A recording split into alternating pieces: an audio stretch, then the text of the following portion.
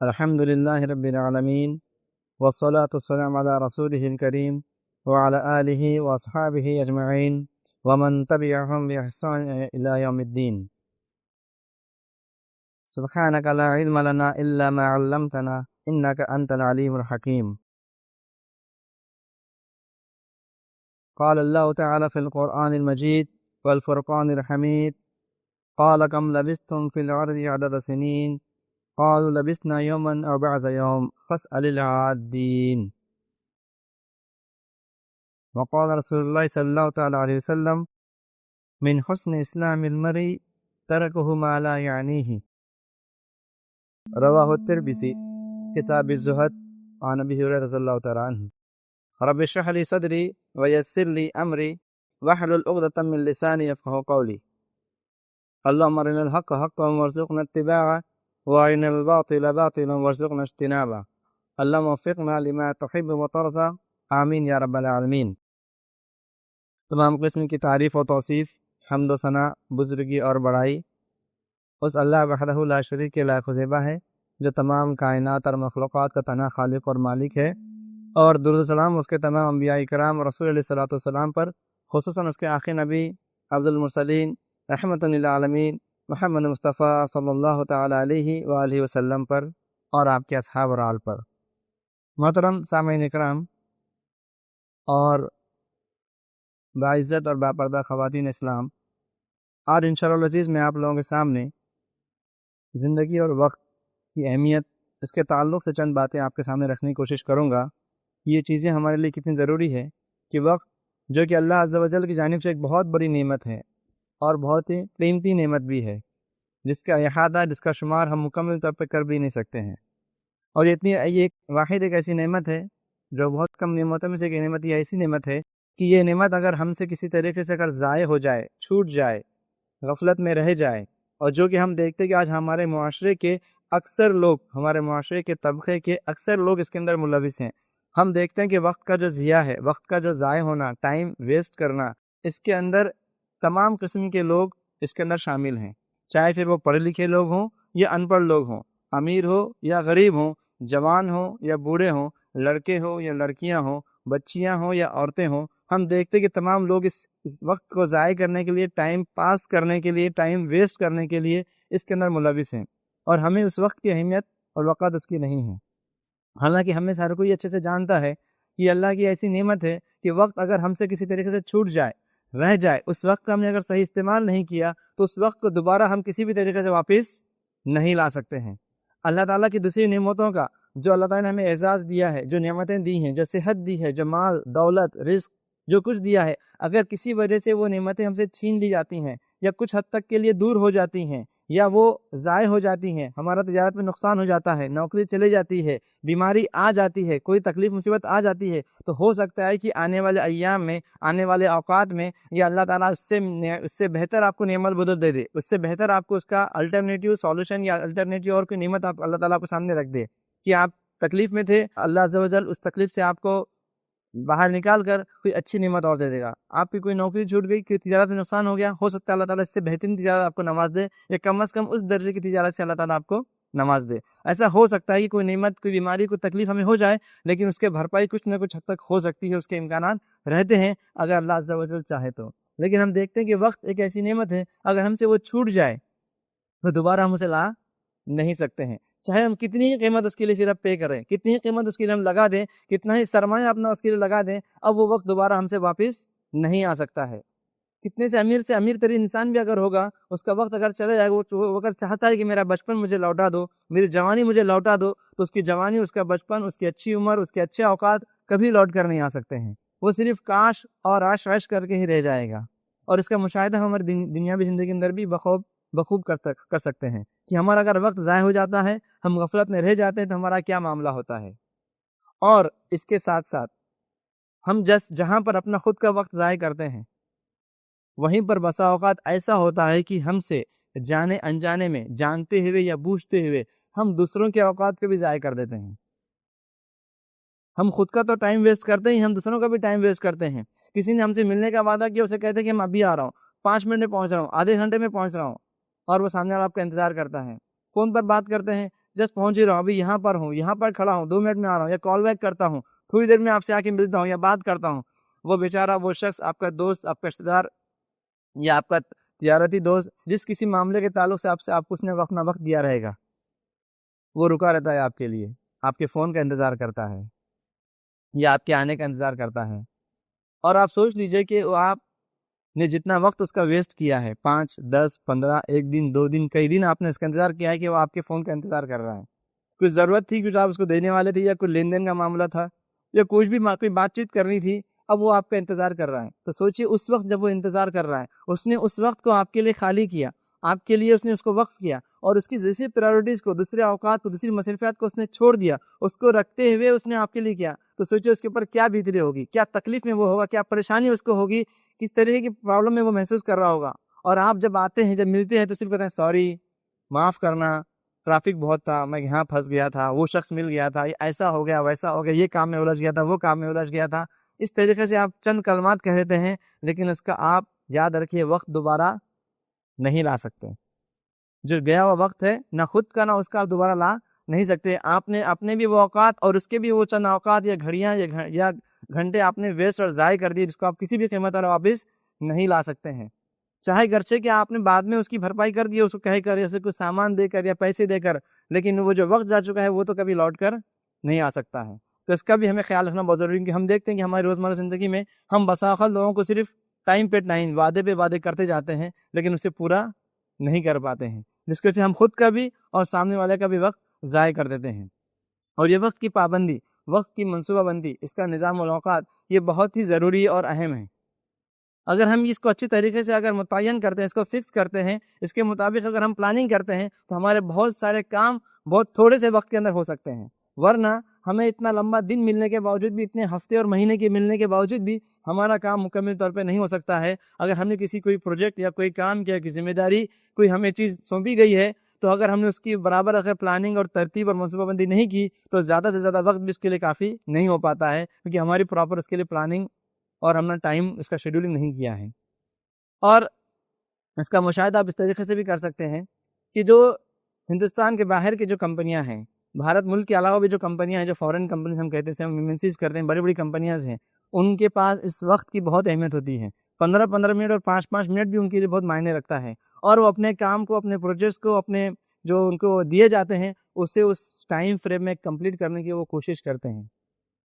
اور ہم دیکھتے ہیں کہ ہمارے پاس وہی ماحول ہوتا ہے کہ ہم کسی نہ کسی طریقے سے ڈیلے کرتے ہیں. ابھی 4 دن باقی ہے، ابھی 2 دن باقی ہے، ابھی 1 گھنٹہ باقی ہے، ابھی 2 گھنٹہ باقی ہے، آج نہیں کل کر لیں گے، کل سے شروع کریں گے، شام سے کریں گے، پرسوں کریں گے. کسی نہ کسی طریقے سے ہم اسے ڈیلے کرتے رہتے ہیں.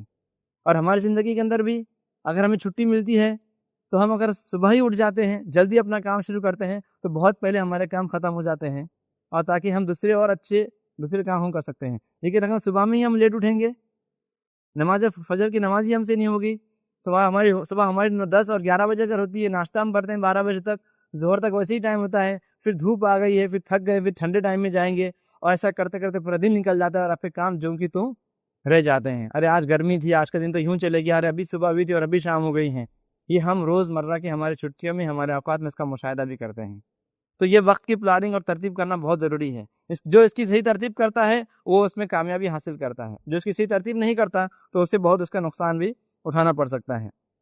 اور یہ اللہ تعالیٰ یعنی سے ایک بہت بڑی نعمت ہے، کیونکہ یہ آپ جان لیجئے کہ اگر اللہ عز و جل کسی شخص کے ساتھ اگر ناراض ہے، اس کی علامت میں سے، اس کی نشانی میں سے ایک نشانی یہ ہے. امام حسن بصری رحمۃ اللہ علیہ جامع العلوم والحکم میں فرماتے ہیں کہ من علامات غیرض اللہ ان العبد ان یجعل شغلہ فیما لا یعنیہ خذلان من اللہ، کہ اگر اللہ تعالیٰ کی اپنے بندے سے ناراضگی کی علامت کی نشانی یہ ہے،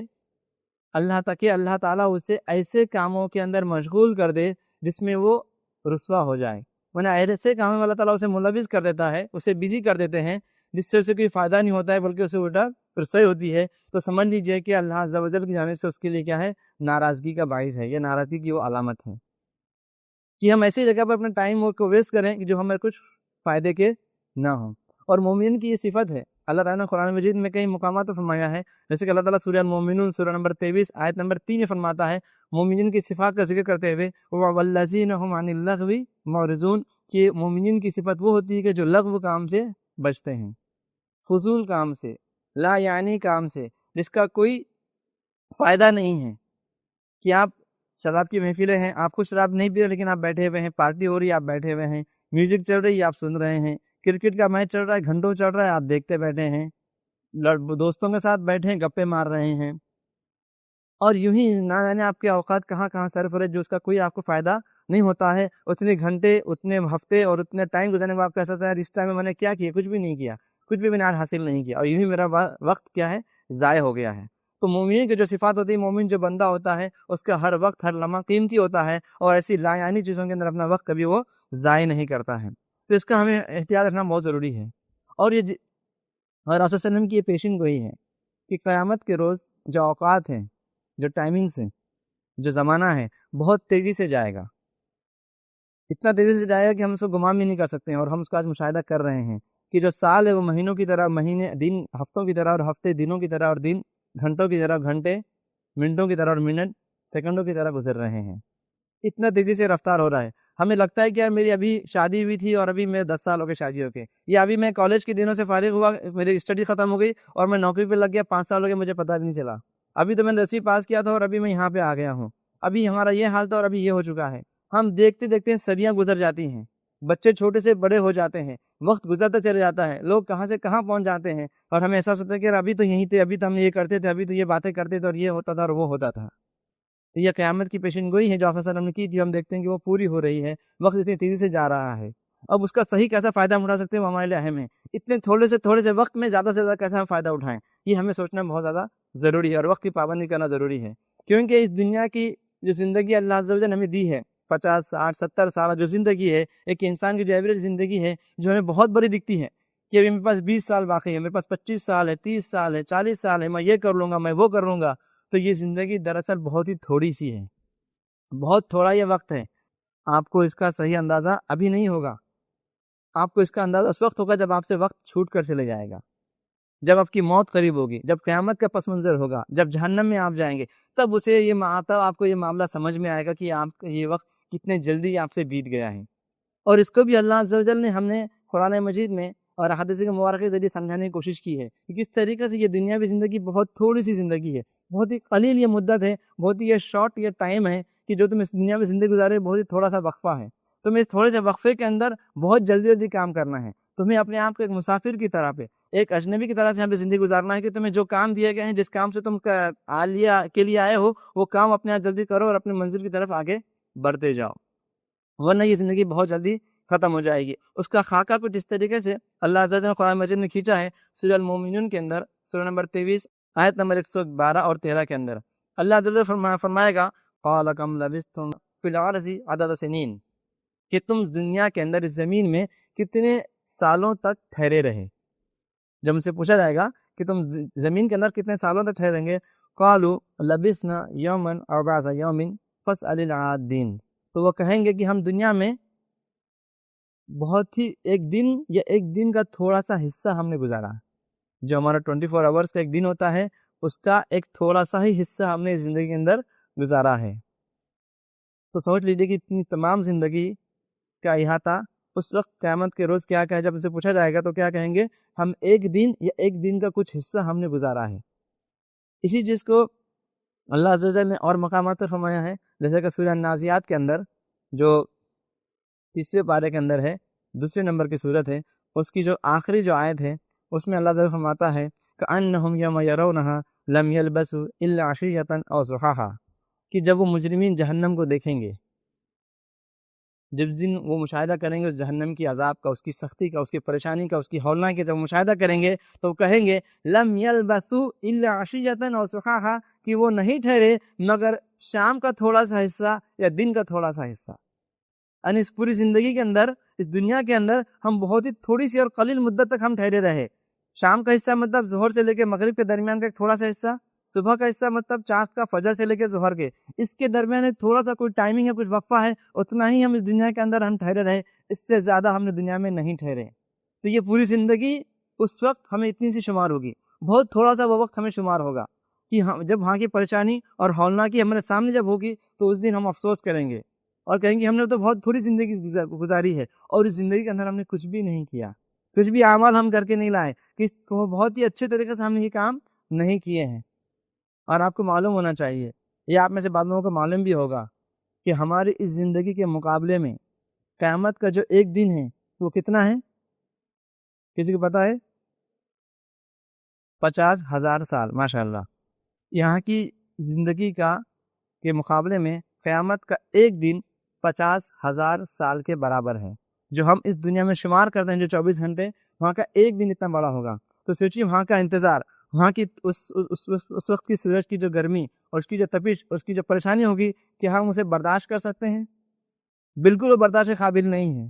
اتنی خطرناک وہ دھوپ ہوگی، تپش ہوگی، پریشانی ہوگی کہ ہم سوچ بھی نہیں سکتے ہیں کہ اس وقت ایسی حالت میں جو چٹیل میدان ہوگا، اور آج اس اپریل کے مہینے میں ابھی جو شروع ہوئی گرمی ہے، یہ گرمی کو ہی ہم اچھے طریقے سے برداشت نہیں کر سکتے ہیں۔ کسی کو آپ 5 منٹ دھوپ میں کھڑا رہنے کے لیے بولے، وہ کھڑا نہیں رہ سکتا ہے، وہ فوراً کہیں نہ کہیں چھاؤں کا سایہ دیکھے گا کہ کہیں نہ کہیں چھاؤں مل جائے، کسی بلڈنگ کا، کسی جھاڑ کے نیچے، کسی چیز کے نیچے وہ بیٹھ جائے اور کوئی ٹھنڈی ہوا اسے مل جائے یا ٹھنڈا پانی مل جائے، اس کا وہ انتظار کرے گا، اس کو فوراً وہ پینے کی کوشش کرے گا۔ ہم 5 منٹ بھی اس دھوپ میں کھڑا رہنا گوارا نہیں کر سکتے۔ تو سوچئے اس قیامت کے روز ہمارا کیا حال ہوگا جب چٹیل میدان میں ہم ننگے بدن، ننگے سر اور ننگے پاؤں کھڑے ہوں گے، کہ ہمارے بدن پر کچھ نہیں ہوگا، نہ ہمارے سروں پر، نہ بدن پر، یہاں تک کہ ہمارے پیروں میں چپل تک نہیں ہوگی۔ اس حالت میں اس تپتی دھوپ میں ہم کھڑے ہوں گے جہاں پر سورج 1 میل کے فاصلے پر ہوگا، اور اس کی تپش، اس کی گرمی کا اندازہ ہم نہیں لگا سکتے ہیں۔ اور انسان اپنے گناہوں کے وجہ سے، اپنے بدعمالیوں کی وجہ سے اپنے پسینوں میں ڈوبا رہے گا، کوئی اپنے تلووں تک، کوئی اپنے گھٹنوں تک، تو کوئی اپنے کمر تک، کوئی اپنے سینے تک، کوئی اپنے منہ تک، یہاں تک کہ کچھ لوگ اپنے پسینوں میں تیر رہے ہوں گے۔ اتنا برا حال ہوگا اس قیامت کے دن کا کہ جس کی ہولناک اتنی خطرناک ہے کہ قیامت کے روز جو مجرمین ہیں، جو برے اعمال کرنے والے ہیں، وہ اللہ عز و جل سے یہ خواہش کریں گے، یہ التجا کریں گے، یہ درخواست کریں گے، اللہ عز و جل یہ انتظار، یہ تکلیف، یہ شدت اتنی زیادہ ہے کہ اس کے بدلے میں تمہیں جب حساب کرنا ہے تب حساب کرو، ہمیں جہنم میں ڈال دو لیکن یہاں سے ہمیں نکال دو۔ اس کی وہ دعا کریں گے۔ اتنی تکلیف ہوگی، اتنی پریشانی ہوگی کہ اس کا اندازہ نہیں لگا سکتے، اور اس کا انتظار اتنا ہوگا کہ 50,000 سال کی طرح ہوگا، جس کو اللہ تعالیٰ نے قرآن مجید میں اس کا اندازہ سورہ المعارج میں اللہ تعالیٰ فرماتا ہے تعرج الملائکۃ والروح الیہ فی یوم کان مقدارہ 50,000 سنہ، کہ اس دن فرشتے اور روح یعنی کہ جبریل علیہ السلام اللہ تعالیٰ کی جانب چڑھیں گے، اور ان کی یہ چڑھنے کی جو مقدار ہوگی کان مقدارہ 50,000 سنہ، 50,000 سال کے مطابق۔ اس سے مختلف اقوال آئے ہیں، کیونکہ ایک جگہ قرآن مجید میں 1000 سال کی مسافت کی گئی ہے، کسی نے کہا کہ یہ قیامت تک کا عرصہ ہے، کسی نے کہا کہ پیدائش سے جب سے آدم علیہ السلام سے پیدا ہوئی جب تک قیامت تک کا ہے، الگ الگ خبر ہے۔ لیکن اس کی تائید آپ صلی اللہ علیہ وسلم کی حدیث سے بھی ہوتی ہے، جو مسلم شریف کی روایت ہے۔ آپ صلی اللہ علیہ وسلم نے کتاب زکوٰۃ کے اندر مسلم شریف کی روایت ہے، جہاں پر آپ صلی اللہ علیہ وسلم نے زکوٰۃ ادا نہ کرنے والوں کے اوپر اللہ تعالیٰ کا جو عذاب نازل ہوگا اس ذکر کو بیان کرتے ہوئے تفصیل کے اندر ہی ملتا ہے۔ آپ فرماتے ہیں حتی یحکم اللہ بین عبادہ فی یوم کان مقدارہ 50,000 سنۃ مما تعدون، یہاں تک کہ اللہ عز و جل اپنے بندوں کے درمیان حکم کرے گا، فیصلہ کرے گا، اور اس دن کی جس کی مقدار 50,000 سال کی اتنی ہوگی، مما تعدون جس کو تم شمار کرتے ہو، مطلب یہاں دنیا کے جو دن ہے اس کے مقابلے میں وہ 50,000 سال کے اتنا وہ ایک دن ہوگا جس دن اللہ تعالیٰ بندوں کے درمیان فیصلہ کرے گا۔ تو اس سے معلوم پڑتا ہے کہ قیامت کے دن کی مقدار اتنی بڑی ہے، اور اللہ تعالیٰ سریع و حساب، اللہ تعالیٰ بہت جلد حساب دینے والا ہے۔ لیکن یہاں پر یہ بات بھی ذہن میں رکھیے، یہ جو اتنا بڑا جو وقفہ ہوگا یہ کن کے لیے ہوگا؟ جو مجرمین ہوں گے، جو غفلت برتنے والے ہوں گے، جو اللہ تعالیٰ کی نافرمانی جو کر آئے ہیں، جنہوں نے شرک اور بدعت کر کے آئے ہوں گے، وہی پر جو مومنین ہوں گے، جنہوں نے نیک اعمال کر کے آئے ہیں، جنہوں نے اعمال صالحہ کر کے آئے ہیں، ان کے لیے وقت اتنا ہوگا۔ مسند احمد کی روایت ہے، آپ فرماتے ہیں کہ ان کے لیے یہ وقت اتنا تھوڑا ہوگا کہ ایک مومن جو ایک فرض نماز ادا کرتا ہے اس کے لیے ایک وقت ہوگا اس قیامت کے دن کا۔ تو سوچیے، ایک طرف جو نافرمان ہیں،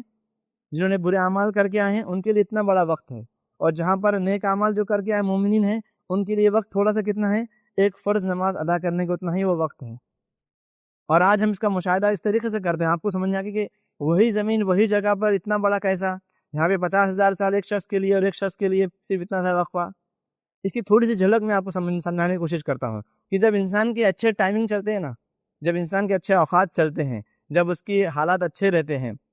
یا اس کے روزمرہ کے معمول بہت پرفیکٹلی چلتے ہیں، یا اس کا چھٹی کا دن اگر ہوتا ہے تو بہت جلدی وہ دن کیا ہوتا ہے، ختم ہو جاتا ہے،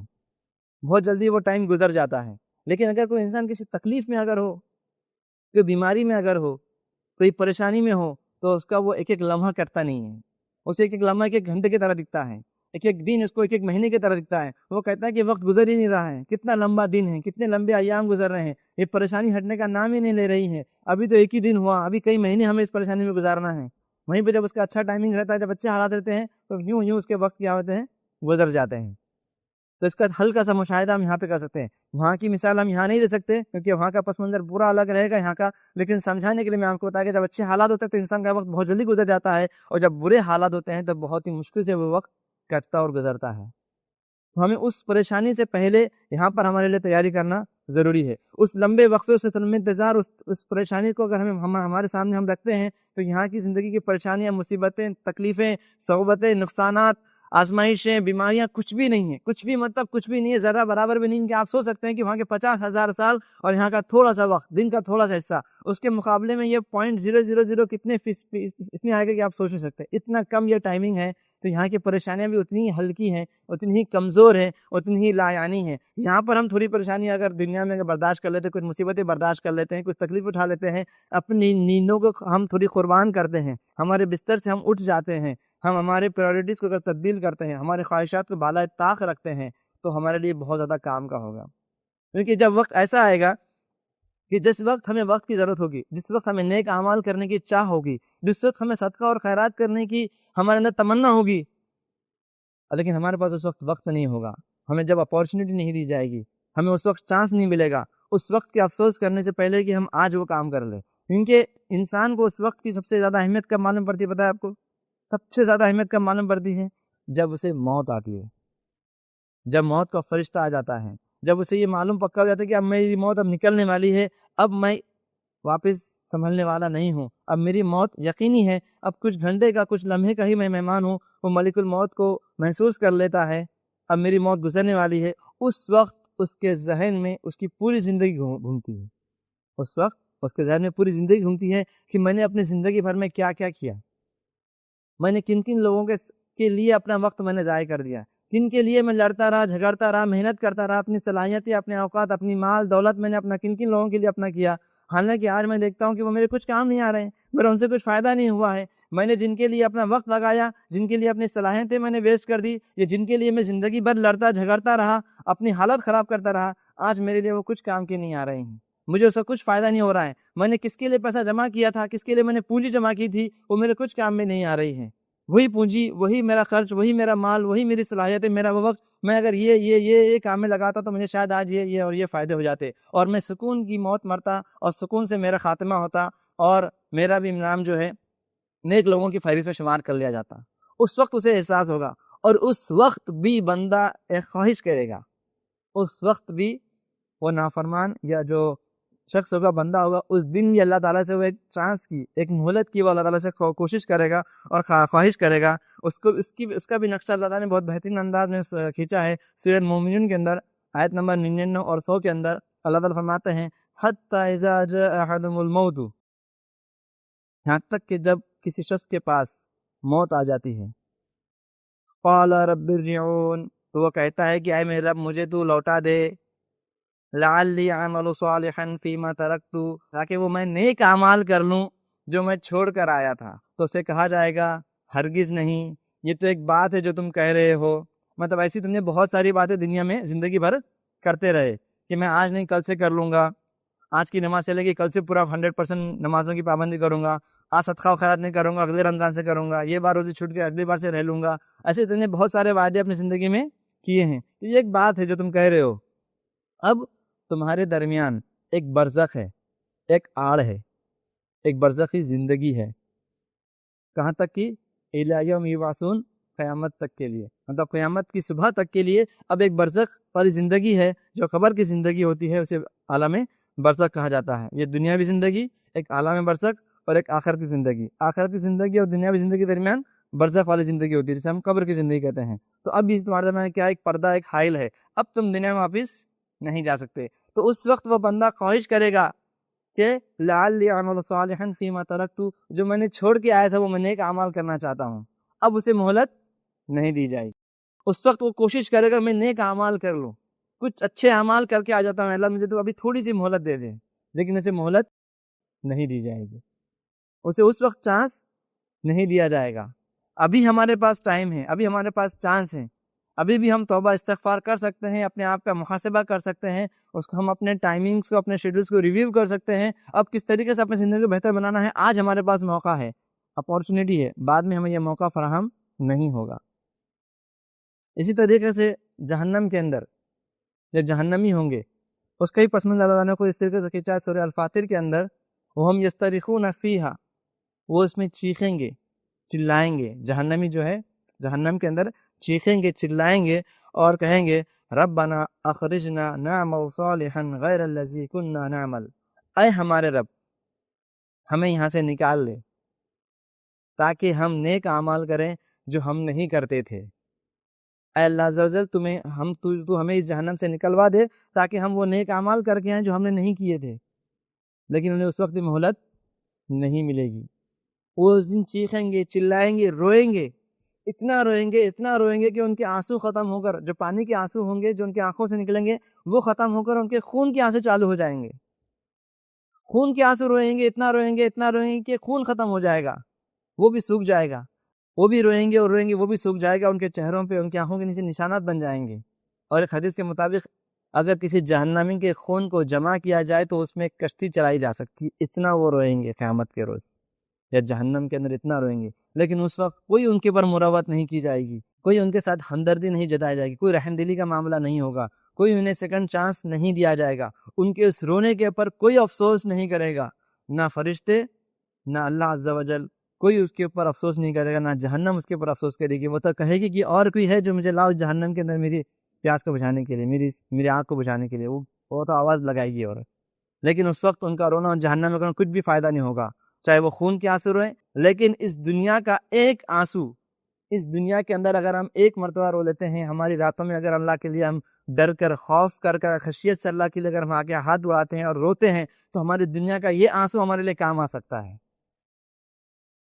اللہ سے ڈر کر، خوف ہو کے اس دنیا کے اندر ہم روتے ہیں، ہماری آنکھوں سے اگر آنسو جاری ہوتے ہیں اللہ کے خوف اور خشیت اور ڈر سے کہ وہ اس آخرت کی زندگی کو دھیان میں رکھتے ہوئے، جہنم کی ہولناکوں کو ذہن میں رکھتے ہوئے، قیامت کی پریشانیوں کو ذہن میں رکھتے ہوئے، اللہ کے سامنے کھڑے ہونے کے معاملے کو لیتے ہوئے اگر ہم ڈرتے ہیں اور خوف اور ہمارے محاسبہ کرتے ہیں، اگر آج ہم یہ روتے ہیں تو ہمارے لیے آج کا یہ رونا، ہمارا یہ آنسو نکالنا ہمارے لیے فائدہ مند ہو سکتا ہے، جو ہمارے لیے جہنم سے نجات کا ذریعہ بن سکتا ہے، اللہ کے عرش کا سایہ نصیب ہمیں کروا سکتا ہے. اگر ہم اللہ عز و جل کے لیے خالصتاً للہ اگر ہم روتے ہیں، گڑ گڑاتے ہیں، راتوں میں جاگتے ہیں، اس کے لیے عبادت اگر کرتے ہیں تو آج ہمارا یہ تھوڑا سا رونا ہمارے لیے کام آ سکتا ہے. لیکن وہاں کا اس وقت رونا ہمارے لیے کچھ بھی کام میں نہیں آئے گا. اس وقت ہم چاہیں کہ میں بہت اچھے اعمال کر لوں، کچھ فائدہ نہیں ہوگا، اس وقت چانس نہیں ملے گا. آج ہمیں چانس ہے، آج مہلت ہے، جو کرنا ہے ہمیں آج کرنا ہے، بعد میں مہلت نہیں ملے گی، اس کا کوئی بعد میں اس کے لیے کوئی آپ کو سیکنڈ چانس یا کوئی اور دوسری اپارچونیٹی آپ کو دی نہیں جائے گی. اس کا ہم خیال رکھیں. اسی طریقے سے انسان یہ کوشش کرتا ہے مرنے کے وقت کہ میں صدقہ اور خیرات کر لوں، اب میں خرچہ کر لوں،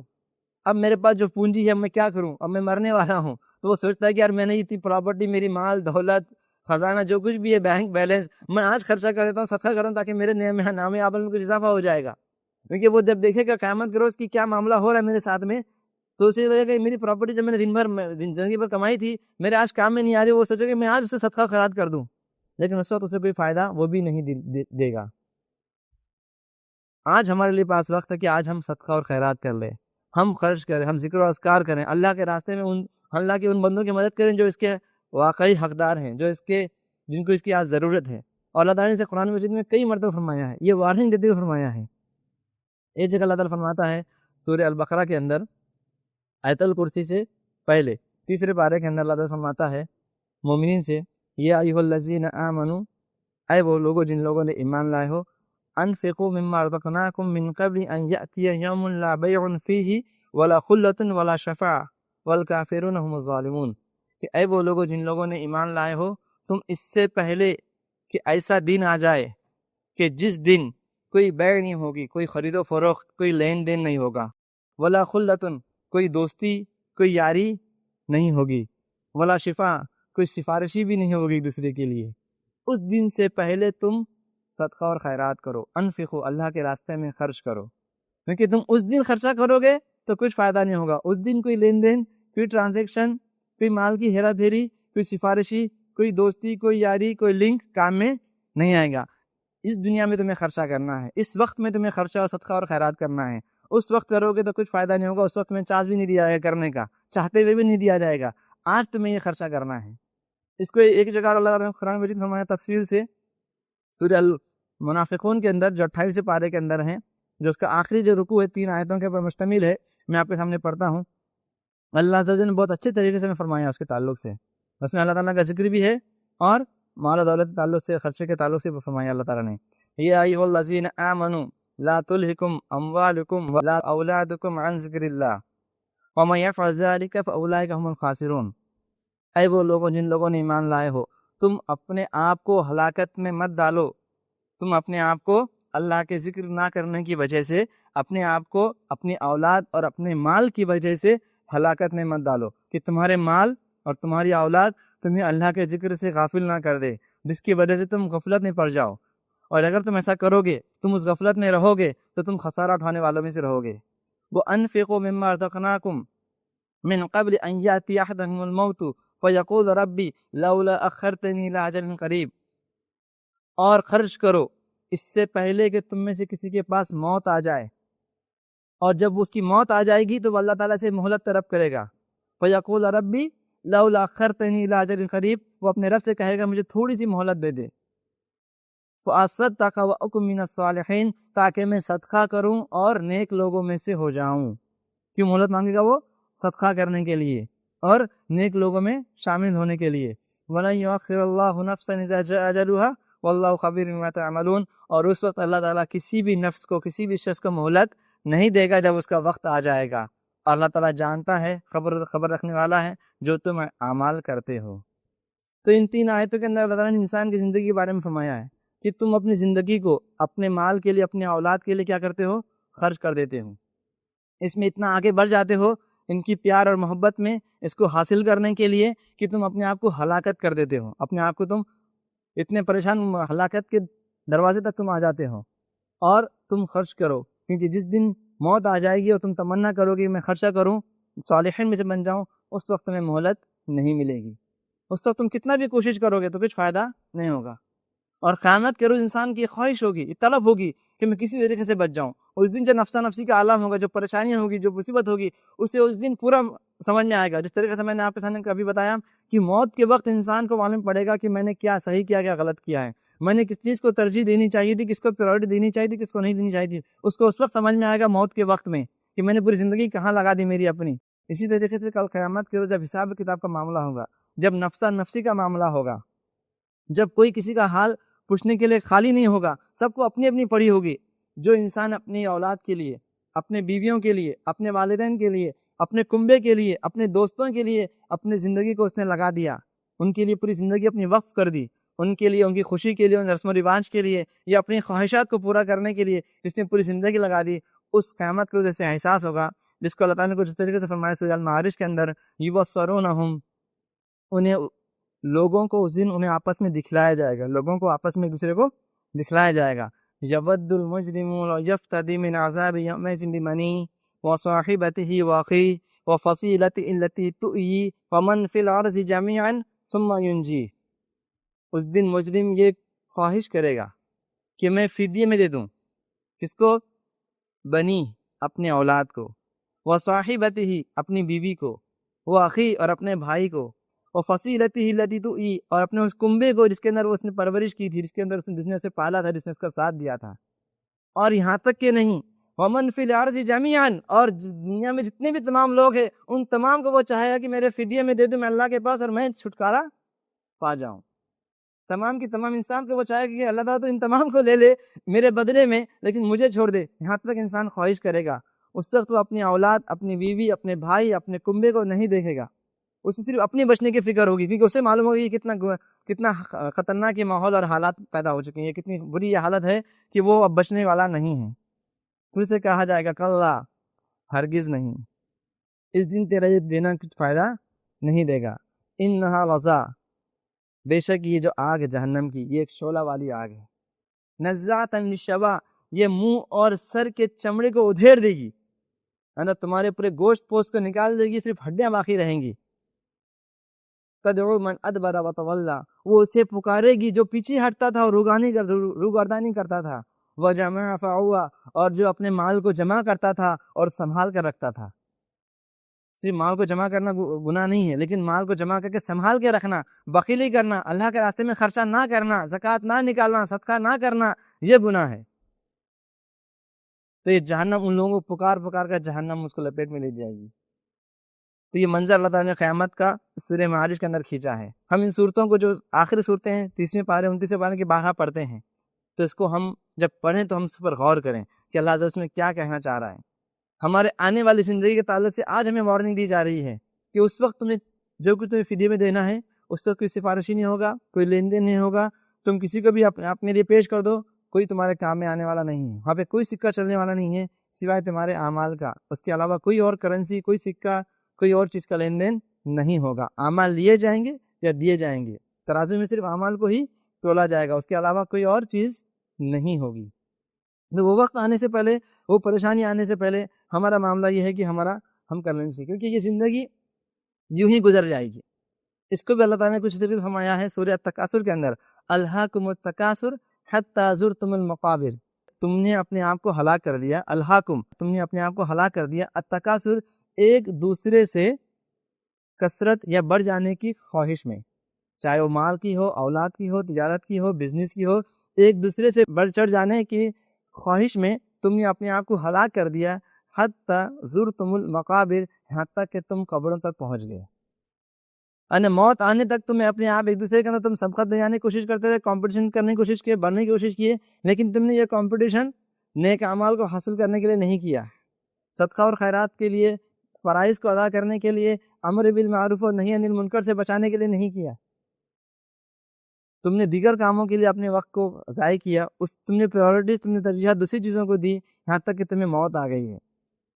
اور یہ زندگی یوں ختم ہو جائے گی یہاں تک کہ قبر تک تم پہنچ جائے گے، اور قبر کی مٹی ہی انسان کی خواہشات کو پورا کر سکتی ہے، اس کے علاوہ انسان کی خواہشات کو، انسان کے پیٹ کو، اس کے علاوہ کوئی چیز بھر نہیں سکتی ہے۔ انسان کی خواہشات اتنی بری ہے، اتنی بڑی ہے کہ وہ کبھی ختم نہیں ہوگی اس دنیا کے اندر، تو اس کو سیٹسفیکشن، اس کو سکون تو کبھی نہیں ملے گا، اس کی خواہشات ایک کے بعد دوسری کے بعد تیسری آتی ہی جائے گی۔ ہم نے اس تعلق سے بہت ساری حدیثیں سنی بھی ہوں گی۔ اسی طریقے سے ہمیں یہ معلوم ہونا چاہیے کہ ہمیں ایک حدیث پڑھی تھی آپ کے سامنے کہ آپ فرماتے ہیں، ابو ہریرہ اس کی راوی ہیں، ترمذی کی روایت ہے کتاب الزہد کے اندر، کہ انسان کے اگر اچھا کوئی انسان ہے، اگر اس کے بارے میں ہمیں جاننا ہے تو اس کی علامت آپ سے فرمائی ہے، من حسن اسلام المرء ترکہ ما لا یعنیہ، کہ کسی انسان کے اسلام میں اچھا ہے اگر وہ شخص ہے، اس کو اگر آپ کو جاننا ہے تو انسان کی اچھی عادت یہ ہے کہ وہ ان چیزوں کو چھوڑ دے جو اس کے لیے کوئی فائدہ نہیں دیتی ہیں، جو فضول چیزیں ہیں اس کے اندر اپنے وقت کو وہ ضائع نہیں کرتا ہے، جو چیزیں اس کے کام کی نہیں ہیں، جو اس سے تعلق نہیں رکھتی ہیں، جس کے اندر صرف گناہ ہے، جس کے اندر صرف ٹائم ویسٹ اور ٹائم پاس ہونے والا ہے، ان چیزوں کے اندر وہ اپنے آپ کو ملوث نہیں کرتا ہے۔ میں نے اس سے پہلے کہا تھا، آپ کو سامنے تلاوت کی تھی وہاں کہ مومنین کی صفت کے تعلق سے الذین هم عن اللغو معرضون، کہ مومنین کی صفت وہ ہوتی ہے جو لغو کام سے بچ جاتے ہیں۔ لیکن آج ہم دیکھتے ہیں کہ آج ہمارے پاس ہم مواقع، ہم اپورچونٹی دیکھتے ہیں کہ کس طریقے سے ہمیں ٹائم ویسٹ کرنے کا موقع مل جائے، کس طریقے سے ٹائم ویسٹ ہو جائے یا ٹائم پاس ہو جائے، کہ کہیں ٹی وی کا سیریل چل رہا ہے تو کہیں کرکٹ کا گیم چل رہا ہے، کہیں چوراہوں پر، نکڑوں پر، چائے کی دکانوں پر دوستوں کے ساتھ اور نامحرموں کے ساتھ ہم افیئرس کرتے ہیں، ان کے ساتھ ملتے ہیں، باتیں کرتے ہیں، چیٹنگز کرتے ہیں، اور وقت میرا تو کہیں گھومنے اور پھرنے نکل جاتے ہیں۔ ہم اس طریقے سے دیکھتے ہیں، موقع دیکھتے ہیں کس طریقے سے ہمارا ٹائم ویسٹ ہو جائے، ہمارا ٹائم پاس ہو جائے، حالانکہ اس ٹائم کے بارے میں بھی ہم بہت زیادہ غفلت برتتے ہیں۔ آپ نے اس کے تعبیر سے فرمایا ہے حدیث کے اندر، بخاری شریف کی روایت ہے کتاب الرقاق کے اندر، نعمتان، دو نعمتیں ایسی ہیں، دو نعمتیں ایسی ہیں جس کے تعلق سے فرماتے ہیں، دو نعمتیں ایسی ہیں، نعم مقبول فیہما کثیر من الناس، کہ جس کے تعلق سے اکثر لوگ دھوکے میں پڑے ہوئے ہیں، غفلت میں پڑے ہوئے ہیں۔ الصحت والفراغ، صحت اور خالی اوقات، یہ دو نعمتیں ایسی ہیں جس کے تعلق سے اکثر لوگ بے راہ روی اختیار کیے ہوئے ہیں، دھوکے میں پڑے ہوئے ہیں۔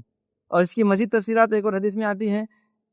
مستدرک حاکم کی روایت البیہقی کی، حضرت عبداللہ بن عباس رضی اللہ تعالیٰ عنہ کے راوی ہیں۔ آپ صلی اللہ علیہ وسلم ایک شخص کو نصیحت کر رہے تھے، آپ نے اسے فرمایا اغتنم خمسن قبل خمسن، تم 5 چیزوں کو غنیمت جانو 5 چیزوں کے ختم ہونے سے پہلے، یا 5 چیزوں کے آنے سے پہلے 5 چیزوں کو غنیمت جانو۔ سب سے پہلے کیا فرمایا؟ شبابہ کا قبل حرم کا، اپنی جوانی کو بڑھاپا آنے سے پہلے، اپنی جوانی کو غنیمت جانو بڑھاپا آنے سے پہلے۔ وصحت کا قبل سقم کا، اور اپنی صحت کو غنیمت جانو بیماری آنے سے پہلے۔ وغنا کا قبل فقر کا، اور اپنی غنا کو، اپنی مال، جو بھی کچھ مال اللہ تعالیٰ نے عطا کیا ہے اس مال کو غنیمت جانو فقری اور محتاجی آنے سے پہلے۔ وہ فراغ کا قبل شغل کا، اور اپنے خالی اوقات کو غنیمت جانو اس سے پہلے کہ تم مشغول ہو جاؤ۔ وہ حیات کا قبل موت کا، اور اپنے زندگی کو غنیمت جانو موت آنے سے پہلے۔ میں سمجھتا ہوں یہ جو 5 چیزیں آپ صلی اللہ علیہ وسلم نے بیان کی ہیں، ہمارے تمام باتوں کا خلاصہ بھی اس کے اندر آ چکا ہے کہ اگر ہم اپنی جوانی کو غنیمت جانتے ہیں بڑھاپا آنے سے پہلے، کیونکہ جوانی کا رول بہت اہم ہے ہماری زندگی کے اندر، ہماری صحت کو غنیمت جانتے ہیں ہم بیماری آنے سے پہلے، خالی اوقات کو ہم غنیمت جانتے ہیں مشغول ہونے سے پہلے، اور ہماری موت سے پہلے اگر ہم زندگی کو غنیمت جانیں گے تو ہم اس کی، کیونکہ ہم دیکھتے ہیں کہ ہم میں سے بہت سارے لوگ ہیں جس کو آج صحت ہے لیکن وہ اس کے تعلق سے وہ فکر نہیں کرتے ہیں۔ ہم میں سے کسی کو، بہت کم لوگ ہیں اللہ ماشاء اللہ، لیکن وہ ایک الگ جنون ہے ان کے پاس باڈی بلڈنگ کا، لیکن ورزش کرنے کا، ایکسرسائز کرنے کا کوئی کنسیپٹ ہمارے پاس نہیں ہے۔ ہم میں سے کسی کو پیدل چلنے کی عادت نہیں ہے، چھوٹا بھی کام رہے گا تو ہم گاڑی ہی نکالتے ہیں، اور دودھ بھی لانا ہے، کسی کو ملنا بھی ہے، کچھ سامان بھی لانا ہے، ہم گاڑیوں بھی ہمارا آج معمول ہے، ہمیں پیدل چلنا گوارا نہیں ہے، صبح میں واکنگ کرنا ہم کھنستے ہیں، ہلکی پھلکی ورزش ہم سے کرنا ہوتی نہیں ہے، اور پھر ہم پریشان ہو جاتے ہیں کہ ہماری صحت ایسی ہو رہی ہے، موٹے ہو جا رہے ہیں، فیٹ بڑھ رہا ہے، کولیسٹرول بڑھ رہا ہے، یہ ہو رہا ہے اور وہ ہو رہا ہے، پھر میڈیسن، دوا خانے، یہ اور وہ، اور پریشانیاں، اٹھنا بیٹھنا 2 بار ہو جاتا ہے، اور ہم اتنا کھا لیتے ہیں کہ ہمیں کچھ کام کرنے کی بعد میں سوچتا ہی نہیں ہے۔ پھر چاہے وہ دعوت ہو سسرال میں، یا دوستوں کی پارٹیاں ہوں، یا گھر میں کھانے کا معمول ہو، اتنا ہم کھا لیتے ہیں کہ ہمیں کچھ کرنے کی بعد میں توفیق ہی نہیں ہوتی ہے۔ اور یہ چیز کے بارے میں آلریڈی، ہر چیز کے بارے میں اتنا بہترین دین ہمیں آپ صلی اللہ علیہ وسلم نے دیا ہے، اللہ عز و جل نے شریعت ہمیں جو نازل کی ہے، اتنی بہترین شریعت ہے کہ ہر چھوٹی سے چھوٹی چیز کے اوپر اور بڑی سے بڑی چیز کے اوپر اس کے اندر ہمیں نشاندہی کر دی گئی ہے۔ آپ صلی اللہ علیہ وسلم نے کیا فرمایا؟ ایک مومن 2 آنت سے کبھی نہیں کھاتا۔ اس کا مطلب کیا ہے کہ ایک مومن، آنت مطلب پسلی، انسان کے جسم میں 2 طرح پسلیاں ہیں، ایک سیدھے طرف اور ایک بائیں طرف، تو دونوں پسلی مطلب پیٹ بھر کے کوئی مومن کبھی کھانا نہیں کھاتا۔ کبھی بھی جو مومن ہے وہ 1 آنت سے کھاتا ہے، مطلب آدھا پیٹ ہی مومن کیا کرتا ہے؟ کھانا کھاتا ہے، اس کے پیٹ میں آدھا پیٹ خالی رہتا ہے، کیونکہ اگر وہ پورا پیٹ کھانا کھا لے گا، شکم سیر ہو کے کھانا کھا لے گا، اس کا پیٹ پورا فل ہو جائے گا، تو اس کے اندر سستی، اونگ اور کاہلی آ سکتی ہے، پھر اسے بعد میں کوئی کام کرنا ہے، یا نماز پڑھنا ہے، قیام اللیل کرنا ہے، قرآن کی تلاوت کرنا ہے، یا کوئی اور نیک کام کرنا ہے، کہیں جانا ہے، کہیں ملنا ہے، پھر وہ کام نہیں کر سکتا۔ اس کے بارے میں بہت پہلے فرمایا ہے، لیکن ہم میں سے کتنے لوگ ایسے ہیں جو اس کے پابندی کرتے ہیں؟ ہم کو ملا تو ہم تو پورا فل کھا کے ہی اٹھتے ہیں، اور اوپر سے ڈالنے والا ڈالتے رہتے ہیں، سامنے والا بولتا ہے بس بس، پھر بھی وہ ڈالتے ہیں، کیونکہ محبت ہمیں وہیں دکھانی رہتی ہے۔ عام طور پہ لوگوں کو محبت کھانے کے دسترخوان پہ یاد آتی ہے، باقی طرف محبت یاد نہیں آتی ہے، کہ وہیں پہ ڈالو اور ڈالو اور ڈالو، باقی ملیں گے نہیں، سلام نہیں کریں گے، پوچھے دیں گے تک نہیں، لیکن دسترخوان پہ دکھیں گے، خود کی دعوت اور دوسری دعوت میں ہم برت رہے ہوں، لیکن وہاں پر پوری محبت ہم دکھاتے ہیں۔ وہ انسان بس بھی بولتا تو ڈالتے ہیں، لیکن اس وقت یہ خیال نہیں رہتا ہے کہ یہ کھانا ہم تھوڑا کم کھا لیں گے تو تھوڑی سی چستی رہے گی، ہمیں نمازیں پڑھنے کے لیے وقت ملے گا، کوئی اچھے کام کرنے کے لیے رہے گا۔ اور دوسرا معاملہ یہ کہ ہم بہت تاخیر سے کھانا کھاتے ہیں، بہت لیٹ کھانا کھاتے ہیں، حالانکہ ہمیں حکم دیا گیا کہ ہم عشاء سے پہلے سونے کے لیے منع کیا گیا ہے، لیکن عشاء کے بعد فوراً سونے کے لیے بھی کہا گیا ہے۔ ہم جتنی جلدی ہو سکے ہم رات میں جلدی سونے کی کوشش کریں۔ اس کا فائدہ کیا ہوگا کہ آپ جلدی کھانا کھائیں گے، جلدی سوئیں گے، تو ہو سکتا ہے پھر رات میں آپ کی نیند اچھی ہو جائے گی، تو آپ کو قیام اللیل کے لیے، تہجد کے لیے آپ کو اٹھنے میں آسانی ہوگی۔ لیکن ہمارا معاملہ کیا ہے؟ ہم ایک تو لیٹ کھاتے ہیں، لیٹ کھانا کھاتے ہیں تو پھر لیٹ سوتے ہیں، جب لیٹ سوتے ہیں تو پھر صبح فجر کی تو حال اللہ عالم بہتر جانتے ہیں ہم کیا حال ہے۔ قیام اللیل تو بہت دور کی بات ہے، تہجد میں اٹھنا، اللہ کا ذکر ادا کرنا، قرآن کی تلاوت کرنا، وہ جو صفات مومنین کی وبالاسحار هم یستغفرون کہ وہ سحر میں اٹھ کے جو استغفار کرتے ہیں، اس صفت کو تو ہمیں سے اللہ ماشاءاللہ چند لوگ ہی اس کے نصیب ہیں۔ اور وہ ایسا ٹائمنگ ہے، ایسا وقت ہے کہ جس وقت اللہ عز و جل خود، اللہ عز و جل بذات خود اس آسمانی دنیا پر آتے ہیں، اور ایک آواز لگائی جاتی ہے کہ ہے کوئی سوال کرنے والا، ہے کوئی مانگنے والا، ہے کوئی مغفرت طلب کرنے والا، کہ میں اس کے سوال کو پورا کروں، اس کی حاجت کو پورا کروں، اس کی بخشش کر دوں، اس کو جو ضرورت ہے میں پوری کر دوں۔ خود ایک آواز لگائی جاتی ہے، اور اس وقت ہم سوئے ہوئے ہیں، بستر میں آرام کر رہے ہیں، ہمیں اس وقت ہمیں نیند پیاری ہے، ہمارا بستر پیارا ہے، اس وقت ہم تھوڑا سا اٹھ کر تھوڑی سی تکلیف برداشت کرنا نہیں چاہتے ہیں۔ یہ شیڈیول یا ٹائمنگ کا اگر ہم لحاظ کریں گے تو ہماری صحت ویسی ہی اچھی ہو جائیں گی، اور اسلام چاہتا ہے ایک مومن، ایک مسلمان اپنے ٹائمنگ کا پنکچوئل رہے۔ اس طریقے سے نمازوں کے اوقات بھی تیار کیے گئے ہیں، ہر چیز کے بھی ہمیں ٹائم دیا گیا ہے، یوں ہی ہمیں کھلا نہیں چھوڑ دیا گیا ہے۔ فجر کی نماز کا وقت یہاں سے شروع ہے، یہاں پر ختم ہے، ظہر یہاں سے شروع ہے، یہاں پر ختم ہے، عصر یہاں سے، مغرب یہاں سے، اور عشاء یہاں سے لے کے یہاں تک، ہر چیز کا ہمیں ٹائمنگ دیا گیا ہے۔ اور ہمارے ان نماز کے اوقات کے حساب سے ہمیں کاموں کی ترتیب دیں گے تو انشاءاللہ ہمیں کوئی پریشانی نہیں ہوگی، بہت سارے ہمارے کام بھی برابر ہو جائیں گے، نمازیں بھی ادا ہو جائیں گی، اور اللہ تعالیٰ ہمارے کاموں کے اندر برکت بھی دے گا، ہمارے رزق کے اندر اللہ تعالیٰ انشاءاللہ برکت بھی دے گا۔ لیکن ہمارا معاملہ الٹا ہوتا ہے، ہم کام کے لحاظ سے نمازوں کو ترتیب کرتے ہیں، حالانکہ نمازوں کے حساب سے ہمیں کاموں کو ترتیب دینا چاہیے تھا، لیکن ہمارا معاملہ اس میں ایک دم الٹا ہوتا ہے، ایک دم اپوزٹ ہوتا ہے۔ ہمارے دین کے تمام ارکان کو آپ دیکھ لیجئے، چاہے وہ روزے کا معاملہ ہو، حج ادا کرنے کا معاملہ ہو، تمام چیزوں کے لیے کچھ ٹائمنگ ہے، کچھ اوقات ہے، کچھ مواقع دیے گئے ہیں، ہم ان اوقات کے اندر ان چیزوں کو ہمیں ادا کرنی ہے، کیونکہ یہ اوقات، یہ ٹائم ٹیبل، پنکچولیٹی بہت زیادہ ضروری ہے۔ ایک اسکول میں بچوں کو ڈالتے ہیں تو ہم سب سے پہلے کیا تیار کیا جاتا ہے؟ ٹائم ٹیبل پہلے تیار کیا جاتا ہے کہ کون سے مضمون کو، کون سے سبجیکٹ کو پہلے کب پڑھایا جائے گا، کون سا ٹیچر یا کون سا استاذ کب آئے گا، کون سا سبجیکٹ پڑھائے گا، کب چھٹی ہوگی، کب انٹرول ہوگا، کب نصاب مکمل کیا جائے گا، کب چھٹیاں ہوگی، اگلا سال کب چالو ہوگا، یہ تمام چیزیں بتا دی جاتی ہیں۔ اگر وہ ٹائم ٹیبل نہیں ہوگا تو اسکول کا نصاب جو سلیبس ہے وہ کمپلیٹ ہو پائے گا کیا؟ نہیں ہو پائے گا۔ یا بچوں کو سمجھ میں آئے گا کیا؟ نہیں ہو پائے گا، کیونکہ پہلے کیا پڑھانا ہے، بعد میں کیا پڑھانا ہے، وہ کچھ بھی پوری ترتیب اس میں بگڑ جائے گی۔ تو یہ پورا ٹائم ٹیبل ہے، اور اسلام بھی چاہتا ہے کہ مومن، ایک مسلمان اپنے زندگی کو، اپنے نظام الاوقات کو اسی شیڈیول کے اندر لائے، اپنے تمام معاملات کو ٹائمنگ کے حساب سے کرے، اس کی پوری منصوبہ بندی کرے، اپنے وقت کو غنیمت سمجھے اور اس کے مطابق اپنے آپ کو کرے، اور جب کبھی بھی فارغ وقت ہو اس کے تعلق سے اللہ عز و جل نے سورہ الانشراح کے اندر آپ صلی اللہ علیہ وسلم کو تلقین کی ہے، فَإِذَا فَرَغْتَ فَانْصَبْ وَإِلَىٰ رَبِّكَ فَارْغَب، جب کبھی تو فارغ ہو جائے تو اپنے رب کی جانب لوٹ جا۔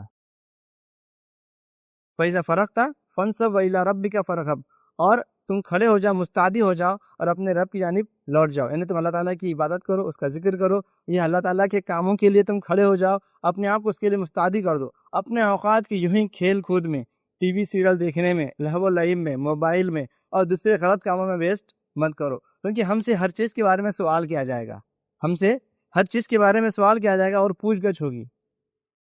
ایک بہت ہی مشہور حدیث ہے، مختصراً آپ کے سامنے بیان کرتا ہوں۔ حضرت ترمذی شریف کی روایت ہے، کتاب صفت القیامہ کے اندر، حضرت ابی برا الاسلمی رضی اللہ عنہ اس کے راوی ہیں، آپ صلی اللہ علیہ وسلم فرماتے ہیں، لا تزول قدم عبد یوم القیامۃ حتی یسأل، کسی بندے کے قدم اللہ عز و جل کے پاس سے قیامت کے روز اس وقت تک نہیں ہٹیں گے یہاں تک کہ اسے پوچھا جائے گا فی عمرہ، اس کی عمر کے بارے میں، فی ما افناہ، کہ اسے کہاں فنا کیا، وعن علمہ، فیما فعلا، اور اس کے علم کے بارے میں پوچھا جائے گا کہ اس نے کیا عمل کیا، کیا کہ اس نے کام کر کے آیا ہے اپنے علم کے مطابق۔ ایک روایت میں ہے ما عملتا فیما علمتا، کہ تو نے کیا عمل کیا جو تو نے سیکھا، اور اس کے مال کے بارے میں پوچھا جائے گا، من این اکتسبہ وفیما انفقہ، کہ کہاں سے اسے کمایا اور کہاں پہ اسے خرچ کیا، وعن جسمہ فیما ابلاہ، اور اس کے جسم کے بارے میں پوچھا جائے گا کہ اس نے اسے کہاں فنا کیا، کہاں پہ اس نے اس کو اپنے جسم کو لگایا۔ اور ایک دوسری حدیث میں ہے، خاص طور پہ عمر کے ساتھ میں اس کی جوانی کے بارے میں پوچھا جائے گا کہ اس کی جوانی کو اس نے کہاں لگایا، کیونکہ اس کی پوری زندگی میں جوانی ایک بہت کریم حصہ ہے، ایک بہت ہی اہم حصہ ہے۔ تو اس طریقے سے ایک حدیث میں 5 سوال ہیں، اس میں چند سوال ہیں، تو اس کے بارے میں ہر بندے سے قیامت کے روز سوال کیا جائے گا، اس وقت تک اس سے قدم نہیں ہٹیں گے، یہ سوالات بالکل پوچھے جائیں گے اور ہر بندے سے پوچھے جائیں گے، اور جب تک اس سوالات کا صحیح معاملہ اس سے نہیں ہوگا اس سے قدم وہاں سے نہیں ہٹیں گے۔ تو سوچئے کتنے بڑے بڑے یہ سوالات ہیں، اور ہم اس میں سے ایک بھی سوال کا مکمل طور پر جواب نہیں دے سکتے، کیونکہ ہم نے اس کے جو تقاضے ہیں اس کو پورا نہیں کیا ہے۔ ہمیں عمر کے بارے میں جب پوچھا جائے گا، جوانی کے بارے میں پوچھا جائے گا، اس علم اور نالج اور صلاحیت کے بارے میں پوچھا جائے گا، مال کے بارے میں پوچھا جائے گا، ہماری جوانی کے بارے میں پوچھا جائے گا، اور ہماری عمر کے بارے میں پوچھا جائے گا کہ تم نے کہاں پر اسے لگایا، کس طریقے سے اس کا استعمال کیا، میں نے تمہیں اتنا مال دیا تھا، اتنا صلاحیت دی تھی، یہ ہنر دیا تھا، یہ ماحول دیا تھا، اتنا اچھا جسم دیا تھا، صحت دی تھی، جوانی دی تھی، تم نے اس کا کیا کیا اور ہمیں کیا کر کے آئے۔ اور اگر اللہ عز و جل ایک سوال کے اوپر بھی اگر اللہ تعالیٰ ہماری دسترس کر لے، پوچھنے پہ بیٹھ جائے، تو کسی کی مجال نہیں ہے، کسی کی یہ معاملہ نہیں ہے کہ وہ اس سے وہ بچ جائے۔ ایک سوال بھی اگر اللہ تعالیٰ کسی کو پوچھنے پہ بیٹھ جائے قیامت کے روز، تو ہم میں سے کسی کی یہ مجال نہیں ہے کہ ہم اس کا صحیح طور پہ جواب دے پائیں۔ لیکن ہماری یہ کوشش ہونی چاہیے کہ ہم کچھ تو بھی ایسے اعمال کر کے یہاں سے چلے جائیں، اس دنیا سے کچھ ایسے نیک اعمال کر کے چلے جائیں، یا کم از کم ہم بڑے گناہوں سے، کبیرہ گناہوں سے اور بڑے بڑے گناہوں سے بچنے کی ہم کوشش کریں، تو کچھ نہ کچھ چیز ہم اللہ تعالیٰ کے سامنے پیش کر سکتے ہیں کہ اللہ ضرور میں نے بہت بڑے اعمال تو نہیں کیا، لیکن میں نے یہ کیا ہوں، میں نے کم از کم فرائض کی میں نے تکمیل کی ہیں، میں نے کسی کو نقصان تو کم سے کم نہیں دیا، کسی کا میں نے فائدہ تو نہیں کیا، لیکن کم سے کم میں نے کسی کا نقصان تو نہیں کیا، کسی کا میں نے دل تو نہیں دکھایا ہے، کسی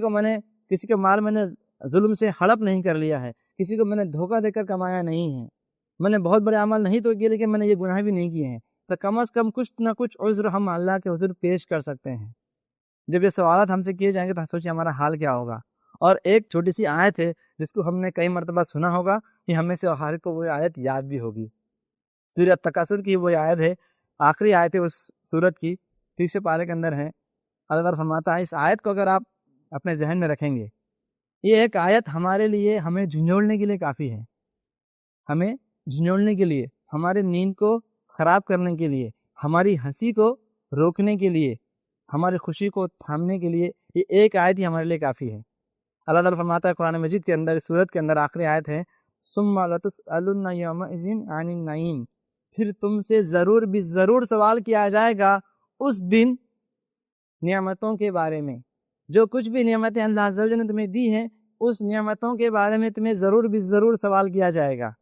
تو سوچیے اللہ تعالیٰ کی اتنی انگنت نعمتیں ہیں جسے ہم شمار نہیں کر سکتے ہیں۔ فَإِن تَعُودُوا نِعْمَتَ اللَّهِ لَا تُحْصُوهَا، اللہ تعالیٰ کی نعمتوں کو ہم شمار نہیں کر سکتے ہیں۔ اس گرمی میں ہم جو یہاں پہ سکون سے بیٹھے ہیں، اس نعمت یہ بھی اللہ تعالیٰ کی جانب سے ایک نعمت ہے۔ ٹھنڈا پانی اگر ہم پی رہے ہیں، یہ بھی اللہ کی جانب سے ایک نعمت ہے۔ ہم سکون سے کھانا کھا رہے ہیں، یہ بھی اللہ تعالیٰ کی جانب سے ایک نعمت ہے۔ جو لباس میں نے اور آپ نے پہنے ہیں، یہ بھی اللہ تعالیٰ کی جانب سے ایک نعمت ہے۔ جب ان نعمتوں کے بارے میں، چاہے وہ نعمت چھوٹی ہو یا بڑی ہو، اس کے بارے میں اگر ہم سے سوال کیا جائے گا تو ہماری کیا حالت ہوگی، کیونکہ ہم نے پورا حق اس کا کبھی ادا ہم نہیں کر پائے ہیں۔ نعمتوں کے بارے میں جب ہم سے پوچھا جائے گا، اور یہاں پہ تو کہا جا رہا ہے تم سے ضرور بھی ضرور سوال کیا جائے گا،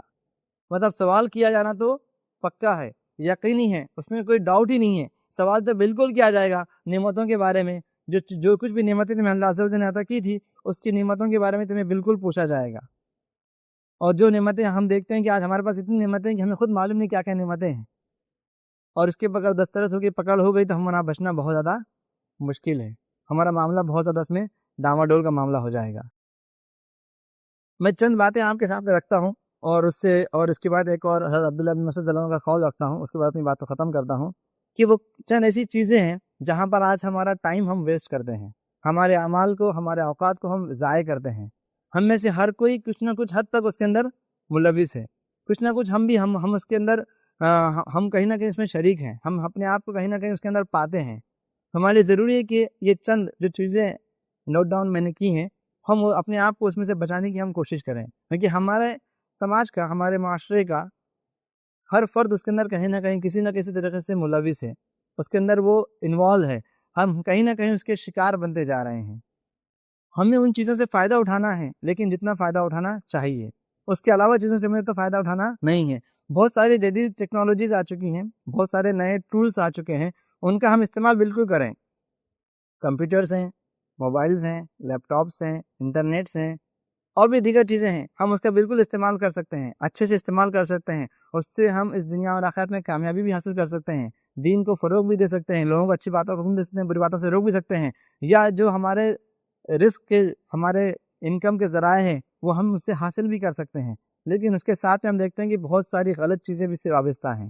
جس طریقے سے ہم دیکھتے ہیں کہ ہمارے پاس بہت سارے لوگ انٹرنیٹ کا بیجا استعمال کرتے ہیں، جتنا ضروری نہیں ہے فضول انٹرنیٹ پہ بیٹھے ہیں، یوں سرفنگ کر رہے ہیں، یہ ویب براؤزنگ کر رہے ہیں، وہ دیکھ رہے ہیں، یہ دیکھ رہے ہیں، جو کام کی ہے جو کام کی نہیں ہے، جس میں ہم ہمارا ٹائم ویسٹ کر رہے ہیں۔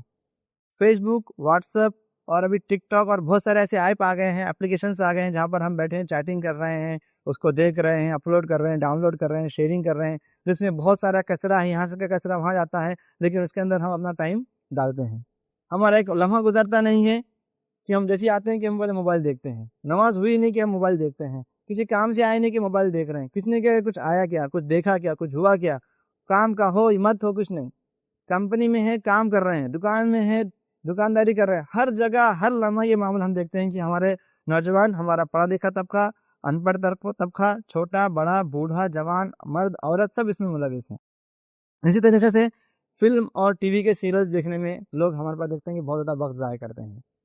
اسی طرح ویڈیو گیمز اور موبائل کے گیمز میں دیکھتے ہیں کہ ہم بچے ہمارا ٹائم دیکھتے ہیں۔ میں کئی مرتبہ دیکھتا ہوں کہ ہمارے محلے میں، اور آپ لوگ مشاہدہ کرتے ہیں، محلے میں بچے آٹو کے اندر بیٹھے ہوئے ایک جگہ بیٹھے ہوئے موبائل میں گیمز کھیل رہے ہیں، ایک ادھر بیٹھا ہے، ایک ادھر بیٹھا ہے، ایک ادھر بیٹھا ہے، آن لائن گیمز چل رہے ہیں، آف لائن گیمز چل رہے ہیں۔ گھر میں بچے وہی گیمز دیکھتے ہیں، وہی ان کے ذہن میں آتا ہے، وہی چیزیں ان کے ذہن میں پھر وہ پھرتی ہیں، اس طریقے سے ان کے دماغ خراب ہونا شروع ہو جاتے ہیں۔ اسی طریقے سے ایک بہت ہی برا عمل ہے کہ ہمارے جو لڑکے اور لڑکیاں ہیں وہ اجنبی لڑکے اور لڑکیوں سے اپنے تعلقات رکھتے ہیں، ان سے افیئرز کرتے ہیں، ان کے ساتھ گھومتے ہیں، پھرتے ہیں، چیٹنگ کرتے ہیں، اور اس میں اپنا وقت ضائع کرتے ہیں، پیسہ بھی ضائع کرتے ہیں، اور نام بھی خراب کرتے ہیں۔ پھر کچھ ہو گیا تو پھر پورے حالات خراب کر دیتے ہیں، اور فساد اور فتنے کا پھر وہ باعث بنتے ہیں۔ اس میں بھی ہمارے نوجوان آج ہم دیکھتے ہیں کہ بہت زیادہ ملوث ہیں۔ اسی طریقے سے ہم بازاروں کی اور سیر گاہوں کی زینت بنتے ہیں، مارکیٹس میں جانا، کچھ نہیں تو آج مارکیٹ جائیں گے، آج ڈی مارٹ جائیں گے، آج پروزون جائیں گے، آج شاگن جائیں گے، آج ادھر جائیں گے، بڈی لین جائیں گے، یوں ہی جا رہے ہیں، کچھ ہے نہیں کام، لیکن کچھ تو بھی جائیں گے، یہاں پہ یہ دیکھنے کو ملے گا، وہ دیکھنے کو ملے گا، مارکیٹ میں کیا آیا ہے کیا نہیں آیا ہے، کچھ نہیں ہوا تو یہاں گھومنے کو چلے گئے، وہاں گھومنے۔ ٹھیک ہے، اللہ تعالیٰ کی زمین ہے، اسے آپ دیکھیے، نصیحت حاصل کیجیے، ایک مرتبہ دو مرتبہ ٹھیک ہے، لیکن اٹھے کہ چھوٹے مقبرے کو جا رہے ہیں، دولت آباد جا رہے ہیں، خلد آباد، کچھ بھی ٹائم ملے کہ وہیں جا رہے ہیں۔ آپ سیر گاہ اس وقت کو آپ غنیمت جانیے، اس کو آپ دوسرے نیک کاموں کے اندر، قوم کی اصلاح کرنے کے لیے، لوگوں کو اچھی باتیں بتانے کے لیے، خود کو بری چیزوں سے روکنے کے لیے، اپنی بچوں کی تربیت کے لیے ہم اس وقت کو صحیح استعمال کر سکتے ہیں۔ اسی طریقے سے ہم دیکھتے ہیں کہ رات گئے ہم باہر گھومتے رہتے ہیں، بہت سارے لوگ ہیں جو راتوں میں اپنا وقت اکثر وقت باہر نکالتے ہیں، دوسرے کچھ کام تو نہیں کریں گے، رات میں برابر باہر گھومیں گے، دوستوں کے ساتھ بیٹھیں گے، محفلیں گرم کریں گے، چائوں پہ، ہوٹلوں میں، ریسٹورینٹس میں، ڈھابوں پہ، پتہ نہیں کہاں کہاں جا کر اپنا وقت ہم ضائع کرتے ہیں۔ اسی طریقے سے ایک اور مشغلہ ہے جس کے پیچھے ایک بہت بڑی فکر بھی ہے، ایک بہت بڑی سازش ہے جس کو ہم سمجھ نہیں پاتے ہیں، اور لیکن یہ ہمارے نوجوانوں کو اور ہمارے لڑکوں کو اور ہمارے بڑوں کو بھی اس کا بہت شوق ہے۔ وہ کیا ہے؟ Film stars and sports players کے اسکینڈلز کے اوپر ڈسکس کرنا، اس کے اوپر آرٹیکلز پڑھنا، ان کی زندگی کے بارے میں ہم چرچا کرنا، یار یہ فلم اسٹارز نے ایسا کر لیا، یہ اسپورٹس مین ادھر ہے، اس نے یہ کمنٹ کیا، اس کی یہ پوسٹ آ گئی، اس نے یہ بولا، اس کے ساتھ یہ ہو گیا، اس کی فلم ایسی ہٹ ہو گئی، اس کا یہ معاملہ ہو گیا، آج یہ گیمز ہیں، وہ گیمز ہیں، اس نے اس کو ہرایا۔ ہمارے بچوں کو پلیئرز کے نام ایسے یاد ہیں جیسے صحابہ کرام کے نام بھی یاد نہیں ہیں، ان کے ریکارڈ ایسے یاد ہیں کہ اس نے یہ لیگ میں اتنے چھکے اور چوکے، اتنے وکٹس اور اتنے سکسر باؤنسر، اور کیا کیا اس کے ٹرمینالوجیز ہیں، اور کیا کیا اس کے تمام چیزیں معلوم ہیں، وہ کہاں کا پلیئر ہے، کون سی اس میں کھیلتا ہے، کس سے کھیل رہا ہے، کتنے کب کیا، ہمارا تمام چیزیں معلوم ہیں۔ اور آج کل IPL بھی چالو ہے تو ہم دیکھتے ہیں کہ ہمارا نوجوانوں کا اکثر طبقہ اس کے اندر ملوث ہے، کام کرتے کرتے ہیں وہاں دیکھتے ہیں، کام کرتے کرتے ہیں پھر ادھر دیکھتے ہیں، کسی سے بات کر رہے ہیں ادھر دیکھتے ہیں، کچھ کہیں ملنے گئے پھر وہی چالو ہے کہ مہمان آیا گھر میں، بات کر رہے ہیں، موبائل دیکھ رہے ہیں، بات کر رہے ہیں، یہ کر رہے ہیں، یہ آج ہمارا معاملہ ہو چکا ہے، اتنا ہم اس کے اندر ملوث ہیں۔ اور میں بول رہا ہوں کہ اکثر لوگ اس کے اندر ہیں، اور یہ اسکینڈل میں اتنا ملوث کر دیا گیا ہے کہ آپ کو دوسرا، یہ سب چیزوں کی وجہ سے ہوتا ہے کیا معلوم ہے آپ کو؟ یہ سب چیزوں کی وجہ سے ہمارے طبقے کو، ہمارے یا کوئی بھی، ہم اس میں ہر کوئی مسلم یا نان مسلم سبھی اس میں ہیں، میں یہ نہیں کہہ سکتا، میں یہ نہیں کہہ رہا ہوں کہ صرف مسلمانوں کی ٹارگٹ کیا گیا ہے، ہم دیکھ رہے ہیں کہ سبھی لوگ اس کے اندر ہیں، جوان بوڑھے بچے بچیاں سب ہیں۔ اس سے ہوتا کیا ہے کہ جب ہم موبائلز میں اتنے، یا انٹرنیٹ میں، یا لیپ ٹاپس میں، یا گیمز میں، یا واٹس ایپ میں، چیٹنگ میں، اسکینڈلز میں، اس نے جب ہم اپنے آپ کو انوالو کر لیتے ہیں نا، تو ہم کچھ اور سوچ نہیں سکتے، ہمارا ذہن کچھ اور سوچنے کے لیے کام نہیں کرتا، ہمارے پاس پھر کچھ اچھی چیزیں ہمارے ذہنوں میں نہیں آ سکتی ہیں،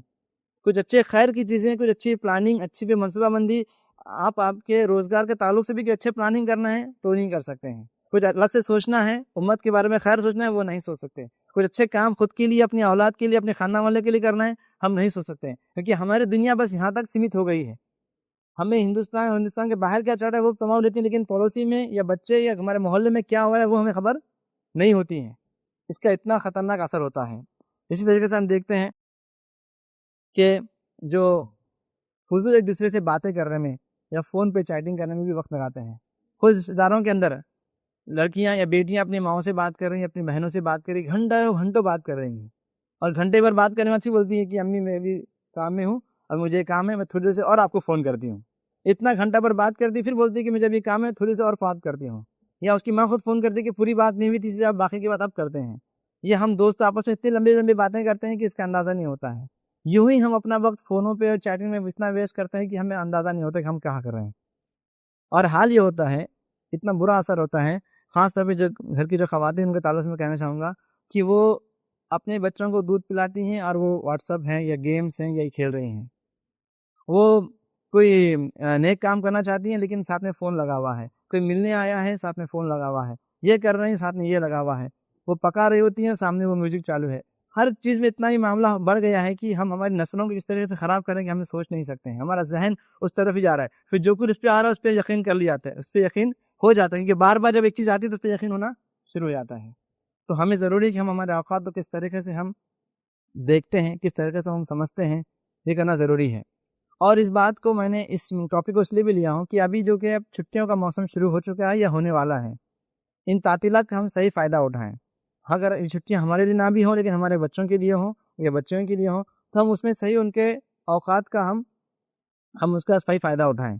ان چھٹیوں کے اندر ہم اپنے بچوں کی اچھی سے اچھی تربیت کرنے کی کوشش کریں۔ ان چھٹیوں میں اگر ان کے لیے دینی تعلیمات کو سیکھنے کے لیے اگر وقت نہیں ملتا تھا، ان کے ٹیوشنز تھے یا اسکول تھے، تو ہم اس کے لیے خاص وقت ان کے لیے نکالیں۔ اگر کہیں اسلامی سمر کیمپس وغیرہ چلتے ہیں جہاں پہ دینی تعلیم اگر سکھائی جاتی ہے تو وہاں پر بھیجیے۔ اور مزید میں یہ کہوں گا کہ آپ خود اس کے اندر خود بھی وقت نکالیے، اپنی اولاد کے ساتھ بیٹھیے، کسی کو بلا کر پڑھا کر آپ اپنی ذمہ داری سے فارغ مت ہوجیے۔ آپ اپنے بچوں کو دیکھیے کہ ان کو بنیادی تعلیمات آج ملی ہے کہ نہیں ملی ہے، ان کے عقائد کیا ہیں، صحابہ کرام کی سیرت، آپ صلی اللہ علیہ وسلم کی سیرت، تاریخ اور اسلام کی تعلیمات کے بارے میں، فرائض کے بارے میں، لوگوں سے ملنے جلنے کے بارے میں، اخلاقیات کے بارے میں، اسلامی تقریبات، عید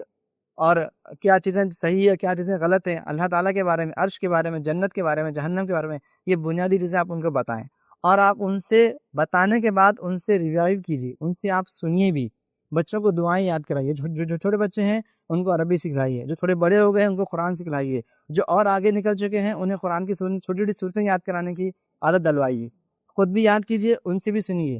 دوسری دعائیں ان سے سنیے اور سنوائیے۔ اس طریقے سے آپ اپنے بچوں کا اس وقت کو صحیح کریے۔ دوسرے کچھ کورسز ہیں جہاں پہ آپ کو لگتا ہے کہ آپ کے بچے نے کچھ انگلش اسپیکنگ کورس کرنا چاہیے، کچھ حساب میتھمیٹکس کرنا چاہیے، اس کورس کے لیے اگر آپ کو لگتا ہے کہ وہ ان کے لیے، ان کی تعلیم کے لیے، اس کے روزہ کے ضروری ہے، وہ جو جائز اور صحیح کورسز ہیں وہ بھی آپ سکھائیے۔ لیکن چونکہ دوسرے اوقات میں، دوسرے دنوں میں اتنا وقت نہیں ملتا ہے، تو زیادہ سے زیادہ وقت ہم دین کی تعلیمات کو حاصل کرنے میں کریں گے خود بھی، اور کیونکہ ہم دیکھتے ہیں کہ چھٹیوں میں عام طور پہ والدین یا جو سرپرست ہیں وہ گھومنے پھرنے میں، رشتہ داروں سے ملنے جلنے میں، تقریبات میں جانے میں، کھیلنے میں، اسی طریقے سے پوری کی پوری چھٹیاں کیا کرتے ہیں، ویسٹ کر دیتے ہیں۔ تو ہر وقت کو، ہر گھڑی کو غنیمت جانیے۔ یہ مت سوچیے بچہ ہے تو کیا ہوا، کھیل رہا ہے تو کیا ہوا، اس کھیل کی عمر کو بھی آپ اچھے سے کر سکتے ہیں، اس کو کھیلنے کے لیے بھی چھوڑیے، اس کو تفریح کرنے کے لیے بھی چھوڑیے، لیکن ساتھ میں یہ چیزیں بھی کیجیے تاکہ دونوں طرف سے وہ کیا ہو جائے، بیلنس ہو جائے۔ ایک بات اپنی رکھنا ہو، اس کے بعد اپنی بات کو ختم کرتا ہوں۔ حضرت عبداللہ ابن مسعود رضی اللہ تعالیٰ عنہ کا ایک قول ہے جو کہ ایک بہت جلیل القدر صحابی تھے، ہم جانتے ہیں۔ وہ فرماتے ہیں کہ مجھے اس وقت بہت زیادہ ندامت ہوتی ہے، شرمندگی ہوتی ہے جس دن کا سورج غروب ہو گیا اور میری زندگی کا ایک حصہ کم ہو گیا۔ جس دن کا سورج غروب ہو گیا مطلب ایک دن گزر گیا اور میری زندگی کا ایک حصہ کم ہو گیا، اور اس دن میں نے اپنے اعمال میں یا نام اعمال میں یا اپنے اعمال میں اتنی نیکیاں اضافہ نہیں کی جتنا حصہ میں نے ضائع کر دیا۔ مطلب اتنے اعمال میں نے اچھے نہیں کیے جتنا کہ میرا حصہ چھوٹ گیا، تو اس دن مجھے بہت زیادہ ندامت ہوتی ہے، شرمندگی ہوتی ہے کہ میرا ایک دن گزر گیا اور میں کچھ بھی نیک اعمال نہیں کر پایا، اور میرا یوں ہی یہ پورا دن یا میرا یہ اچھا عمر کا حصہ کیا ہو میرا ضائع اور ویسٹ ہو گیا۔ اتنے جلیل القدر صحابی ہونے کے باوجود اتنی ساری حدیثیں دیکھتے ہیں، ان کا یہ معاملہ تھا کہ اپنی زندگی کے بارے میں وہ اتنے فکر مند تھے کہ ایک ایک حصے کو، ایک ایک لمحے کو وہ اتنا قیمتی سمجھتے تھے کہ میرا اگر زندگی، میری اگر آج رات ہو گئی ہے، شام ہو گئی، تو میں نے آج دن بھر کیا کیا ہے۔ ہم اپنے آپ کا محاسبہ کریں، ہم سوچیں کہ ہم کیا کر رہے ہیں، ہم کدھر جا رہے ہیں، ہماری روش کیا ہے۔ آج میرے دن کا میں نے آج کون سے ایسے میں نے کام کیے جو میرے لیے اور امت کے لیے فائدہ مند تھے، یا کم سے کم میرے خاندان کے لیے، میرے اعزاء و اقارب کے لیے، میری اپنی اولاد کے لیے فائدہ مند تھے، یا اپنی ذات کے لیے فائدہ مند تھے۔ میں نے ایسی کون سی نیک کام آج کیا، میں نے آج کون سی صورت یاد کیا، میں نے ایسے کون سے ذکر آج یاد کیا، میں نے آج کے دن میں میرے لیے کیا چینج ہوا ہے۔ اس طریقے سے ہم کہیں پہ اگر ہم نوکری کرتے ہیں، یا کہیں پہ ہم تجارت کرتے ہیں، ہمارا کوئی اگر بزنس ہے، ہمارا کوئی کام ہے، یا اگر ہم کچھ سیکھ رہے ہیں، تو روز کچھ نہ کچھ ہم آگے بڑھنے کی ہم کوشش کرتے ہیں، روز ہماری انکم میں ہم اضافہ کرتے ہیں، کچھ نہ کچھ ہم نئے نئے ٹارگیٹس دیتے ہیں۔ تو آپ یہ بھی دیکھیں کہ آج کا جو دن گزر گیا ہے، جو وقت گزرا ہے، یہ ابھی تک کا جو وقت گزرا ہے وہ کس طریقے سے گزرا ہے، ہم نے اس میں کیا کھویا ہے، کیا پایا ہے، کیا جو کھویا ہے وہ زیادہ ہے پانے کے مقابلے میں، اس کا ہم موازنہ کریں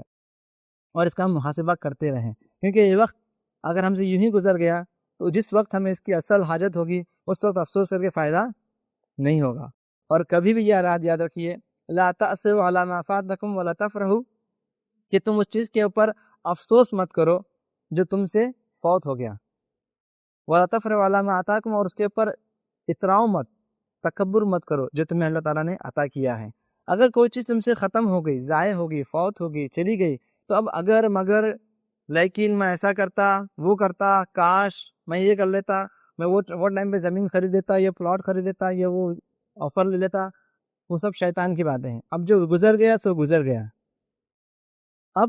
جو گیا ہوا وقت ہے وہ واپس آنے والا نہیں ہے۔ اب آگے کیا منصوبہ کیجیے کہ اب اس وقت میں کیا کر سکتا ہوں، یا اس گئے ہوئے وقت سے آپ کچھ سیکھیے، کچھ اس سے لرننگ لیجیے، اس میں نے کیا غلط کر لیا ہے، اب اس چیزوں کو سیکھ کر اس میں کیا غلطیاں ہوئی تھی اس سے آپ نتائج اخذ کر کے، اس سے رزلٹ لے کر، اس سے ایکسٹریکٹ کر کے اب آگے آپ کیا بہتر کر سکتے ہیں وہ آپ سوچیے۔ کیونکہ ایک اور مومن کی صفت ہے جو آپ سے سمجھائی ہے کہ لا یلدغ المؤمن من حجر واحد مرتين، اگر آپ کو کہیں پہ دھوکا ہوا ہے، کہیں پر آپ نے غلطی کر لی ہے، تو دوبارہ آپ نے غلطی نہیں کرنا ہے، کیونکہ آپ سے فرماتے ہیں کہ مومن ایک سوراخ سے 2 مرتبہ ڈسا نہیں جا سکتا، کہ اصل مومن وہ ہوتا ہے، اتنی اس کی بصیرت ہوتی ہے، اتنی دور اندیشی ہوتی ہے، اتنا وہ سمجھ جاتا ہے کہ ایک مرتبہ اسے کسی سے اگر دھوکا ہو گیا ہے، دوبارہ وہاں جا کر وہ دھوکا نہیں کہے گا۔ کسی نے تجارت میں سے دھوکا دے دیا ہے، کسی آدمی نے اسے دھوکا دے دیا ہے، کسی کام کی وجہ سے اسے دھوکا مل گیا ہے، کسی چیز میں ہاتھ ڈالنے کی وجہ سے دھوکا مل گیا ہے، کسی بھی طریقے سے اگر کسی چیز سے اس نے نصیحت حاصل کر لی، تو اب اس نصیحت سے، اس غلط چیز سے وہ نتائج حاصل کر کے صحیح دشا میں، صحیح ڈائریکشن میں جانے کی وہ کوشش کرے، کیونکہ مومن کی صفت یہ بھی ہے کہ وہ ایک سوراخ سے 2 مرتبہ ڈسا نہیں جاتا۔ اسی پر میں اپنی بات ختم کرتا ہوں اور دعا کرتا ہوں کہ اللہ عز و جل ہم تمام کو وقت کی صحیح اہمیت سمجھنے اور اس کے تقاضے کو پورا کرنے کی توفیق عطا فرمائیں، ہمیں قرآن اور سنت کا صحیح فہم عطا فرمائیں، جب تک ہم قائم رہیں ایمان پر قائم رہیں، جب ہمارا خاتمہ ہو تو ایمان پر خاتمہ ہو، ہم تمام کو مرتے وقت کلمہ توحید، کلمہ لا الہ الا اللہ محمد رسول اللہ کی توفیق عطا فرمائیں، ہم میں جو پریشان حال ہے اور مصیبت زدہ ہیں ان کی پریشانیاں اور مصیبتوں کو دور فرمائیں، جو ہمیں بیمار ہیں انہیں شفاء کاملہ اور عاجلہ عطا فرمائیں، جو ہم میں قرض دار ہیں ان قرضوں کے معاملات کا اللہ حل فرمائیں، اور جو ہمیں فوت ہو چکے ہیں، وفات پا چکے ہیں، ان کی مغفرت عطا فرمائیں، آمین۔ وآخر دعوانا الحمد للہ رب العالمین، سبحان ربک رب العزۃ عما یصفون والسلام علی المرسلین والحمد للہ رب العالمین۔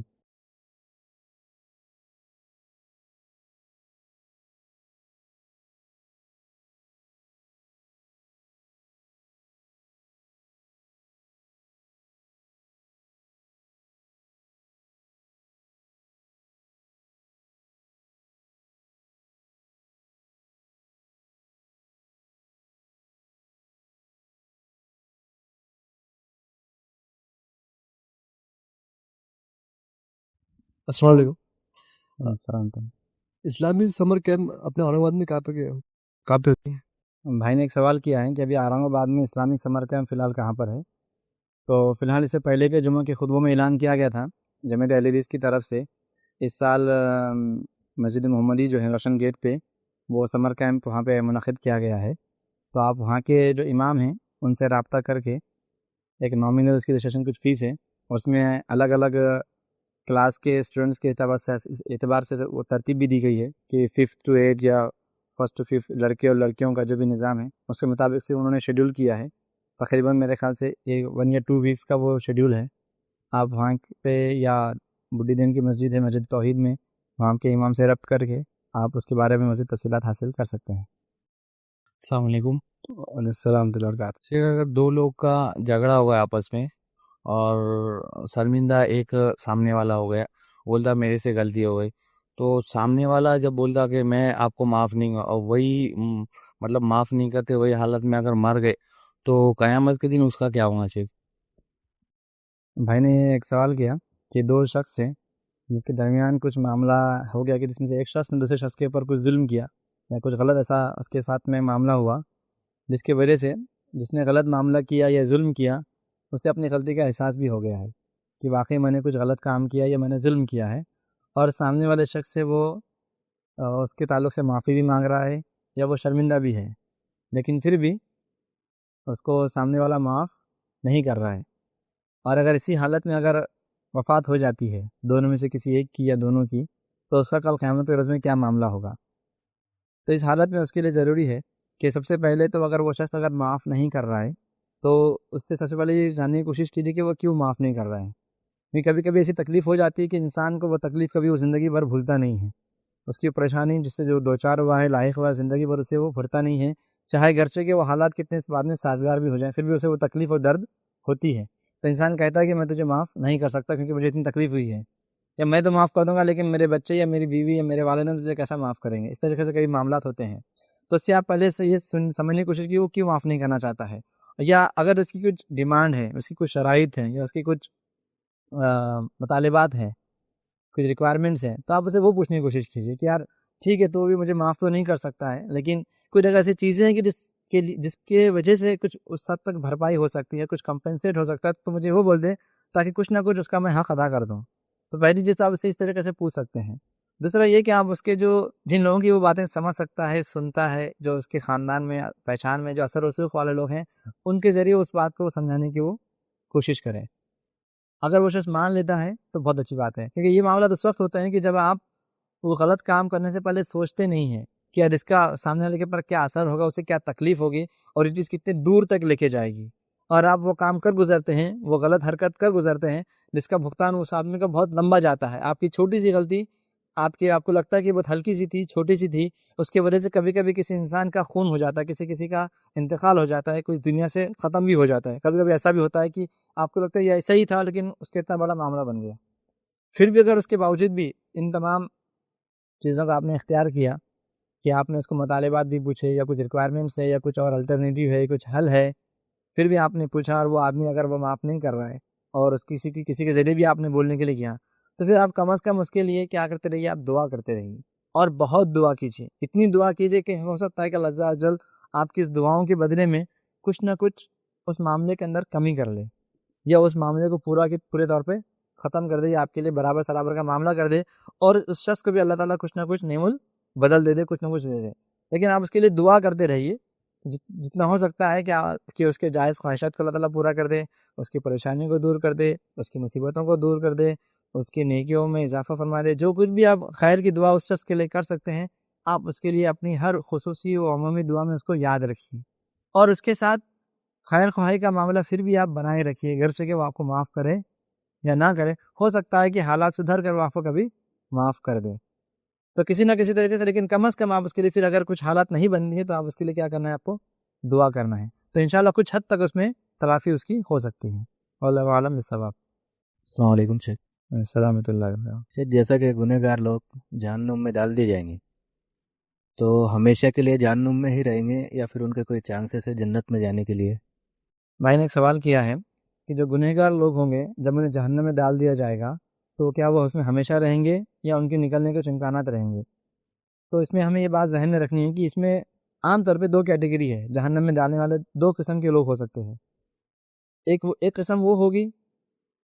جو مشرکین اور کافرین ہوں گے جنہوں نے اللہ عز و جل کے ساتھ میں کسی اور کو اس کی عبادت میں شریک کیا ہے، یا اللہ کے علاوہ کسی اور کو انہوں نے پوجا ہے، ان کے سامنے ہاتھ پھیلائے ہیں، دعائیں کی ہیں، جو چیزیں صرف اللہ تعالیٰ کے لیے خاص تھیں وہ اللہ کے علاوہ کسی اور سے بھی انہوں نے مانگا یا پوجا یا ان کی عبادت کی یا نذرانے چڑھائے یا قربانی کی، جو بھی کیا، یا سرے سے انہوں نے اللہ کا انکار کر دیا اور اللہ کے علاوہ کسی اور بتوں کی، پرستشوں کی، جھاڑوں کی، پتھروں کی، اس کی وہ پوجا کرتے رہے۔ تو اگر وہ مشرک ہے اور کافر اگر ہے، نافرمان ہے، جس نے اللہ کا سرے سے انکار کر دیا اللہ کا، تو وہ لوگ چاہے دنیا میں کتنی اچھے کیوں نہ رہیں، کتنی ہی اللہ تعالیٰ نے انہیں مال و دولت کیوں نہ عطا کی ہو، کتنا ہی لوگوں کے ساتھ انہوں نے خیر و خواہی کا معاملہ کیوں نہ کیا ہو، لیکن پھر بھی جب وہ جہنم میں جائیں گے تو وہ ہمیشہ وہاں رہیں گے، ان کے نکلنے کا کوئی چھٹکارا نہیں ہے، ان کے اوپر جنت حرام ہو گئی ہے، کیونکہ اللہ تعالیٰ نے واضح طور پہ قرآن میں فرمایا ہے ان اللہ لا یغفر ان یشرک بہ ویغفر ما دون ذلک لمن یشاء، کہ اللہ تعالیٰ بالکل نہیں بخشے گا اس شخص کو جس نے اللہ کے ساتھ میں کسی کو شریک کیا ہے، بلکہ اس کے علاوہ جس نے گناہ کیا ہے اللہ تعالیٰ چاہے تو اسے معاف فرما سکتا ہے۔ تو جس نے اللہ تعالیٰ کے ساتھ میں شرک کیا تو اسے کبھی معاف نہیں کیا جائے گا، وہ جہنم میں جب جائے گا تو مستقل جائے گا، اس سے نکلنے کا کوئی امکان نہیں ہے۔ اب کچھ مومنین، کچھ مسلمان بھی جو ہے وہ جہنم میں جا سکتے ہیں ان کے برے اعمال کی وجہ سے، اگر میزان عادل میں ان کے گناہوں کا پلڑا بھاری ہو گیا اور نیکوں کا پلڑا ہلکا ہو گیا، گناہ زیادہ ہو گئے جس کی وجہ سے انہیں جہنم میں جانا پڑ رہا ہے، تو انہیں ان کے گناہوں کے مطابق جو اللہ عز و جل بہتر جانتا ہے، انہیں ان کے گناہوں کے بدلے میں جہنم میں سزا بھگتنی پڑے گی، اس کا عذاب سہنا پڑے گا۔ اب وہ کتنے وقت کے لیے رہے گا، کتنے سالوں تک رہے گا، اس کا مکمل اندازہ ہم نہیں کر سکتے ہیں، کیونکہ کچھ گناہ اتنے بڑے ہیں، کچھ گناہ اتنے زیادہ ہیں جس کے اندر بہت لمبی مدت ہوگی، جس کے تعلق سے اللہ عز و جل نے قرآن مجید میں کئی جگہ پر ہمیشہ کا بھی لفظ استعمال کیا ہے، مطلب کسی نے کسی کا اگر قتل کر دیا جان بوجھ کر، تو اللہ تعالیٰ نے قرآن مجید میں اس کے تعلق سے کسی نے کسی کا قتل کیا جان بوجھ کر تو وہ ہمیشہ جہنم میں رہے گا۔ کسی نے زنا کاری کیا تو اس کا بہت بڑا گناہ ہے، کسی نے خودکشی کر لیا تو کچھ کبیرہ گناہ ایسے جس کا بہت بڑا گناہ ہے، اور اتنا بڑا گناہ ہے کہ اتنا لمبا اس کا عذاب ہوگا، اتنے عرصے تک اس کا عذاب ہوگا کہ گویا کہ وہ ہمیشہ کی طرح عذاب ہوگا۔ لیکن اگر وہ شخص مسلمان ہے، اگر اس نے کلمہ لا الہ الا اللہ کا اقرار کیا ہے اور اس کے پر وہ ایمان رکھتا تھا، چاہے وہ اس کا ایمان کمتر درجے کا کیوں نہ ہو، تو انشاءاللہ اللہ عز و جل اسے کبھی نہ کبھی بالکل اس جہنم سے نکلوائے گا اور جنت میں اسے داخل کروائے گا، بشرطے کہ وہ شخص اسلام کا مطلب کلمے کا اقرار کرنے والا ہو، کلمہ توحید کو سمجھنے والا اور اس کا دل سے ماننے والا ہو۔ پھر اس نے بہت بڑے بڑے بھی گناہ کیے ہوں گے، بہت زیادہ خوریزی کی ہوگی، زناکاری کی ہوگی، چوری کی ہوگی، کسی کا مال ہڑپ گیا ہوگا، اس گناہ کا عذاب ملنے کے بعد وہ جنت میں بالکل جائے گا، لیکن بالکل جائے گا کتنے عرصے کے بعد ہوگا وہ بولنا مشکل ہے، بہت لمبا وقفہ بھی ہو سکتا ہے، تھوڑا وقفہ بھی ہو سکتا ہے اللہ عز و جل کے مطابق، اس کے بعد انشاءاللہ وہ جنت میں جائے گا۔ تو دو کیٹیگری ہیں، ایک وہ جو مشرک یا کافر ہیں وہ ہمیشہ رہیں گے، اور ایک وہ جو مسلم تھے، مومن تھے، لیکن کچھ گناہ بھی ان سے ہوئے ہیں اور گناہ ان کے زیادہ تھے، ہو سکتا ہے بالکل وہ تھوڑے سے وقت کے بعد اللہ تعالیٰ نے جنت نصیب فرمائے گا۔ ایک سوال خواتین سے آیا ہے کہ تہجد کی نماز پڑھنے کا ان کا ارادہ تھا، لیکن کسی وجہ سے ان کی آنکھ نہیں کھل پائی یا وقت چلے گیا اور فجر کا وقت آ چکا ہے، تو اب وہ فجر کی نماز کے بعد تہجد پڑھ سکتی ہیں کہ یا قیام اللیل کر سکتی ہیں کیا؟ تو یہ یاد رکھیے کہ قیام اللیل کا جو وقت ہے یا تہجد کا جو وقت ہے وہ فجر سے پہلے کا ہوتا ہے۔ اگر اللہ تعالیٰ نے آپ کو توفیق دی، آپ اٹھ گئے ہیں تو آپ بالکل اسے اس وقت میں ادا کر لیجئے، اور کسی وجہ سے اگر آپ نہیں اٹھ پائے ہیں، آپ کی نیند نہیں کھل پائی ہے تھکاوٹ کی وجہ سے یا کسی اور وجہ سے، تو آپ اس کو فجر کے بعد نہیں پڑھ سکتے ہیں۔ تہجد کی نماز کو، آپ کو قیام اللیل کو، اس کو اسی اوقات میں آپ کو پڑھنا ہے، آپ اس کو دیگر اوقات میں نہیں پڑھ سکتے ہیں۔ اس طریقے سے فجر کی نماز کو فجر کے ٹائمنگ میں پڑھنا ہے، ظہر کی نماز کو ظہر کی ٹائمنگ میں پڑھنا ہے۔ اب چونکہ قیام اللیل جو نماز ہے یا تہجد کی جو نماز ہے وہ فرض نہیں ہے آپ پہ، وہ نماز کیا ہے؟ نفل ہے، گرچہ کہ آپ نے اس کی نیت کی، آپ نے اس کا ارادہ کیا کہ میں رات میں اٹھ کے پڑھوں گا یا پڑھوں گی، لیکن اب چونکہ وہ فرض نہیں ہے، کسی وجہ سے اگر وہ چھوٹ جاتی ہے تو اس کی آپ کو قضا نہیں کرنی ہے، قضا صرف فرض نماز کی ہوگی، صرف اور صرف فرض نماز کی قضا ہوگی، دوسری نمازوں کی قضا نہیں ہوگی، وہ بھی صرف اس صورت میں کہ اگر آپ سے بھول کر یا انجانے میں کسی شرعی عذر کی وجہ سے وہ چھوٹ گئی ہے۔ اگر جان بوجھ کر بھی اگر آپ کی فرض نماز چھوٹ جاتی ہے تو اس کی قضا نہیں ہوگی، جان بوجھ کر اگر آپ نماز چھوڑیں گے تو اس کی قضا نہیں ہوگی۔ تو لہٰذا تہجد کی جو نماز ہے وہ اگر آپ چھوٹ جاتی ہے، آپ نیند نہیں کھلتی ہے، تو پھر آپ دوبارہ اس کا ارادہ نہیں کر سکتے ہیں، آپ اگلے رات کے لیے ارادہ کیجئے، انشاءاللہ اللہ تعالیٰ کو توفیق دے دے گا۔ واللہ عالم الصواب۔ السلام علیکم۔ وعلیکم السلام ورحمۃ اللہ وبرکاتہ۔ یہ ابھی اورنگ آباد شہر میں پچھلے مہینے مارچ میں بہت سارے ایکسیڈنٹس ہوئے جس میں بہت سارے اموات ہوئے، تو یہ اللہ کا غضب ہے یا اللہ کی ناراضگی کا تھا؟ میں نے سوال کیا کہ پچھلے مہینے میں اورنگ آباد شہر میں بہت سارے حادثات کی وجہ سے بہت سارے لوگوں کی موت ہوئی ہیں، تو کیا یہ اللہ تعالیٰ کی جانب سے غضب ہے یا اللہ تعالیٰ کی جانب سے کوئی آزمائش یا کوئی رحمت ہے؟ تو یہ ہمیں عمومی طور پہ کہنا بہت مشکل ہے جب تک کہ کوئی ایسے حالات نہیں آ جاتے ہیں یا کوئی ایسا ماحول نہیں پیدا ہوتا ہے۔ اگر کچھ خاص قسم کا ماحول پیدا ہوتا ہے یا لوگوں میں ایک قسم کی کوئی برائی اگر پھیل جاتی ہے اور سبھی لوگ اس برائی کے اندر ملوث ہیں یا کوئی جنگی معاملہ ہوتا ہے، تب اس حالات کے مد نظر ہم کچھ کہہ سکتے ہیں کہ یہ چیز اچھی تھی، یہ چیز بری تھی، برابر ہے۔ لیکن اگر اب انفرادی طور پہ لوگوں کے الگ الگ حالات میں، الگ الگ ٹائمنگ میں، الگ الگ لوکیشنز پہ لوگوں کی موتیں ہوئی ہیں، حادثات ہوئے ہیں، یہ جو بھی ان کے ایکسیڈنٹس ہوئے ہیں، تو یہ ہم اس کو ان کے ذات تک ہی ہم منحصر کریں گے، اس تک ہی ہم اس کو لمٹ کریں گے تو بہتر رہے گا، کہ اللہ بہتر جانتا ہے کہ ان کے لیے وہ معاملہ کیا ہو۔ لیکن ایک عمومی طور پہ یہ اصول آپ کو یاد رکھنا چاہیے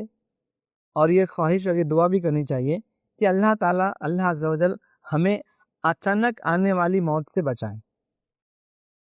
کہ ایسی موت کہ جس میں ہم مکمل طور پہ تیاری نہ کر پائیں، یا ہمیں کچھ وصیت کرنا ہو یا کچھ اچھے کام کرنا ہو یا کچھ ذمہ داری سونپنا ہو، اس کا بھی ہمیں موقع نہ ملے۔ ایسی اچانک آنے والی موت سے ہم میں سے ہر شخص کو اللہ تعالیٰ سے دعا کرنی چاہیے کہ ہمیں اچانک آنے والی موت سے بچ جائیں، اور ہمیں سے یہ بھی دعا کرنی چاہیے کہ ہمارا خاتمہ جو ہے اچھے کام کرتے ہوئے ہمارا خاتمہ ہو، نیک کام کرتے ہوئے ہمارا خاتمہ ہو، اللہ کا ذکر کرتے ہوئے ہو یا نماز پڑھتے ہو یا صدقہ خیرات کرتے ہوئے ہو، روزے کی حالت میں ہو، سچ بولتے ہوئے ہو، کسی کا ساتھ میں خیر کا معاملہ کرتے ہوئے ہو، اچھی نصیحت کرتے ہوئے ہو، کرنی چاہیے۔ لیکن اگر اچانک موت آتی ہے تو کچھ حد تک ہم سمجھ سکتے ہیں کہ وہ غلط ہے، لیکن ہمیں اس آدمی کی حالت نہیں معلوم ہے کہ کس حالت میں اس کی موت ہوئی ہے، تو دعا تو یہ کرنی چاہیے کہ اچانک موت آنے سے ہم اپنے آپ کو اللہ سے دعا کریں کہ ہمیں اچانک موت نہ آئے، اور ہمیشہ یہ دعا کرنی چاہیے کہ ہمارا خاتمہ خیر پر ہو۔ ایک سوال ہے خواتین کی جانب سے، ہم اس کو لے لیتے ہیں۔ ایک سوال یہ آیا ہے کہ اگر کسی کے تعلق سے کوئی دو لوگ اگر آپس میں کوئی پیسوں کا لین دین کرتے ہیں اور اس میں وہ کوئی تحریری شکل نہیں کرتے ہیں، لکھتے نہیں ہیں یا کوئی گواہ نہیں بناتے ہیں، تو کیا کفارہ ہوگا؟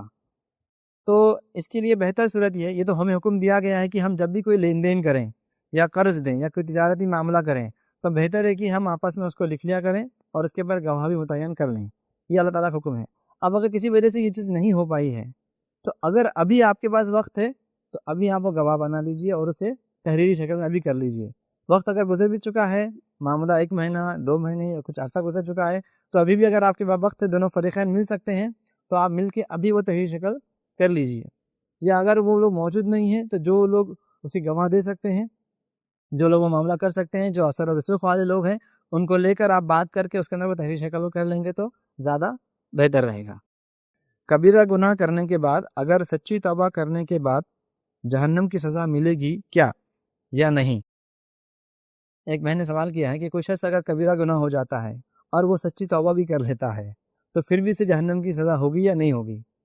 تو اب کبیرہ گناہ بھی کیسا ہے وہ ہمیں سمجھنا ضروری ہے، اور سچی توبہ تو صرف اللہ عز و جل جانتا ہے، اسے کچھ شرائط بیان کیے گئے ہیں۔ تو کبیرہ گناہ اگر اللہ تعالیٰ کی ذات سے ہے، یعنی کہ آپ نے کوئی فرض نماز چھوڑ دی،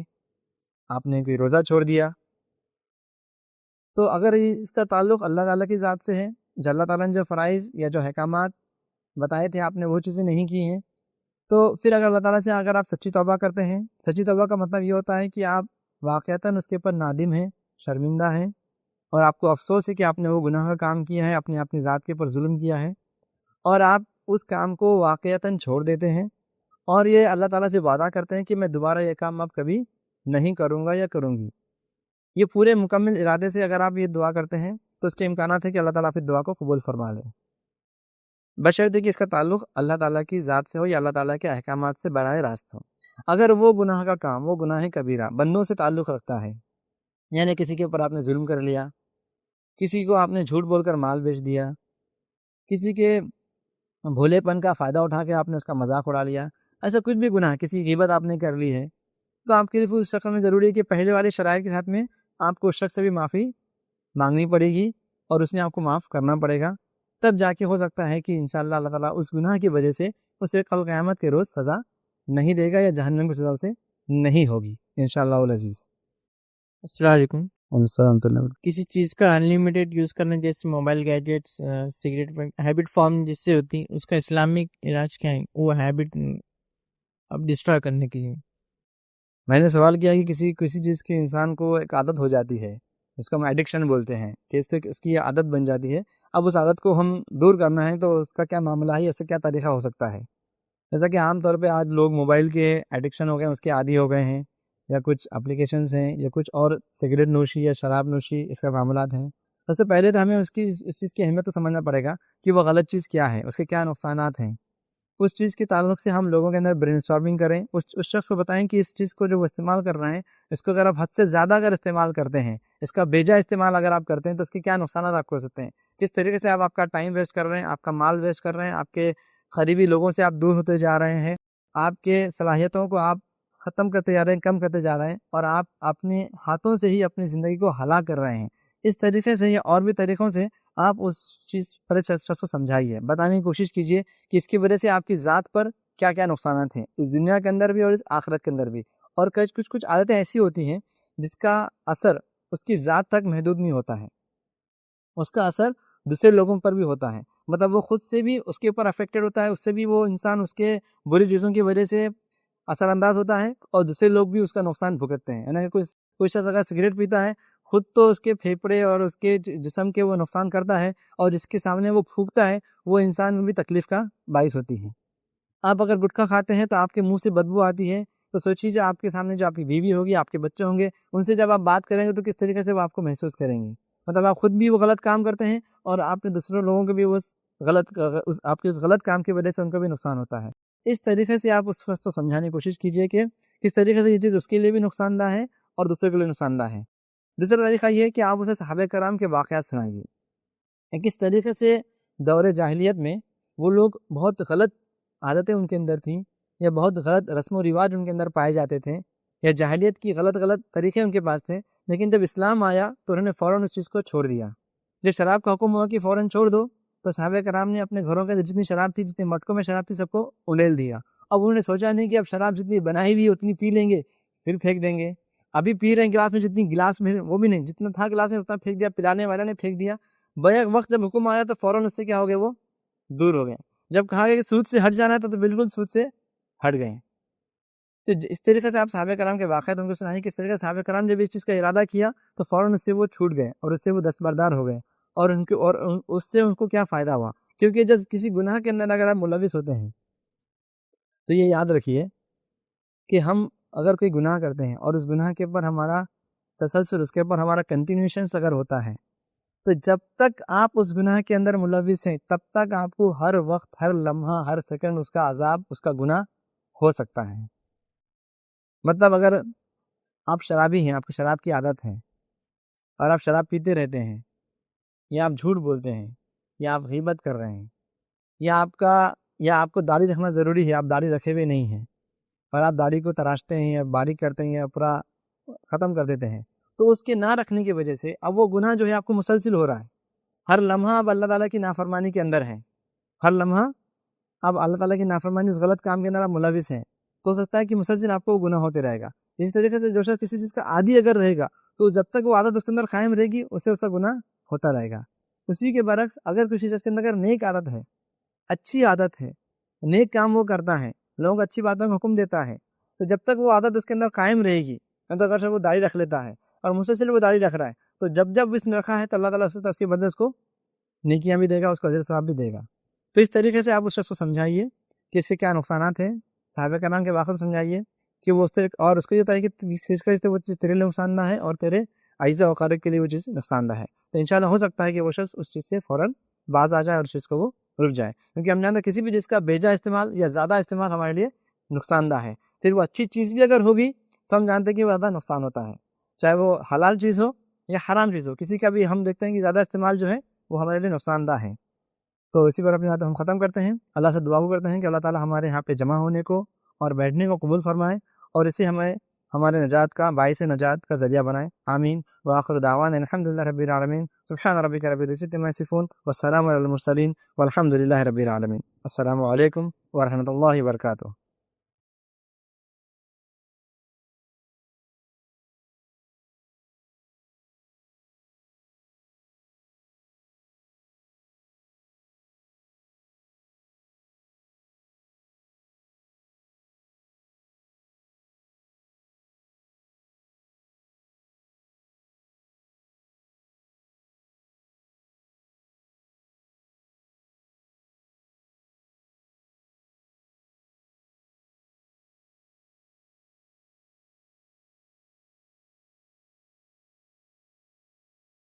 السلام علیکم. آپ بھی ہمارے اس کام میں تعاون کریں اپنی زکات و صدقات کے ذریعے. ڈونیشن ڈیٹیلز کے لیے ڈونیٹ اس پر کلک کریں. اگر آپ کو ہمارے ویڈیوز پسند آئے ہیں تو اسے شیئر کریں اور ثواب کے حقدار بنیں. روزانہ ہمارے ویڈیوز کو پانے کے لیے ہمارے یوٹیوب چینل کو سبسکرائب کریں اور بیل آئکن دبائیں. ہم سے دیگر سوشل میڈیا پر جڑنے کے لیے ویڈیو میں دیے گئے آئی ڈی کو سرچ کریں. جزاک اللہ.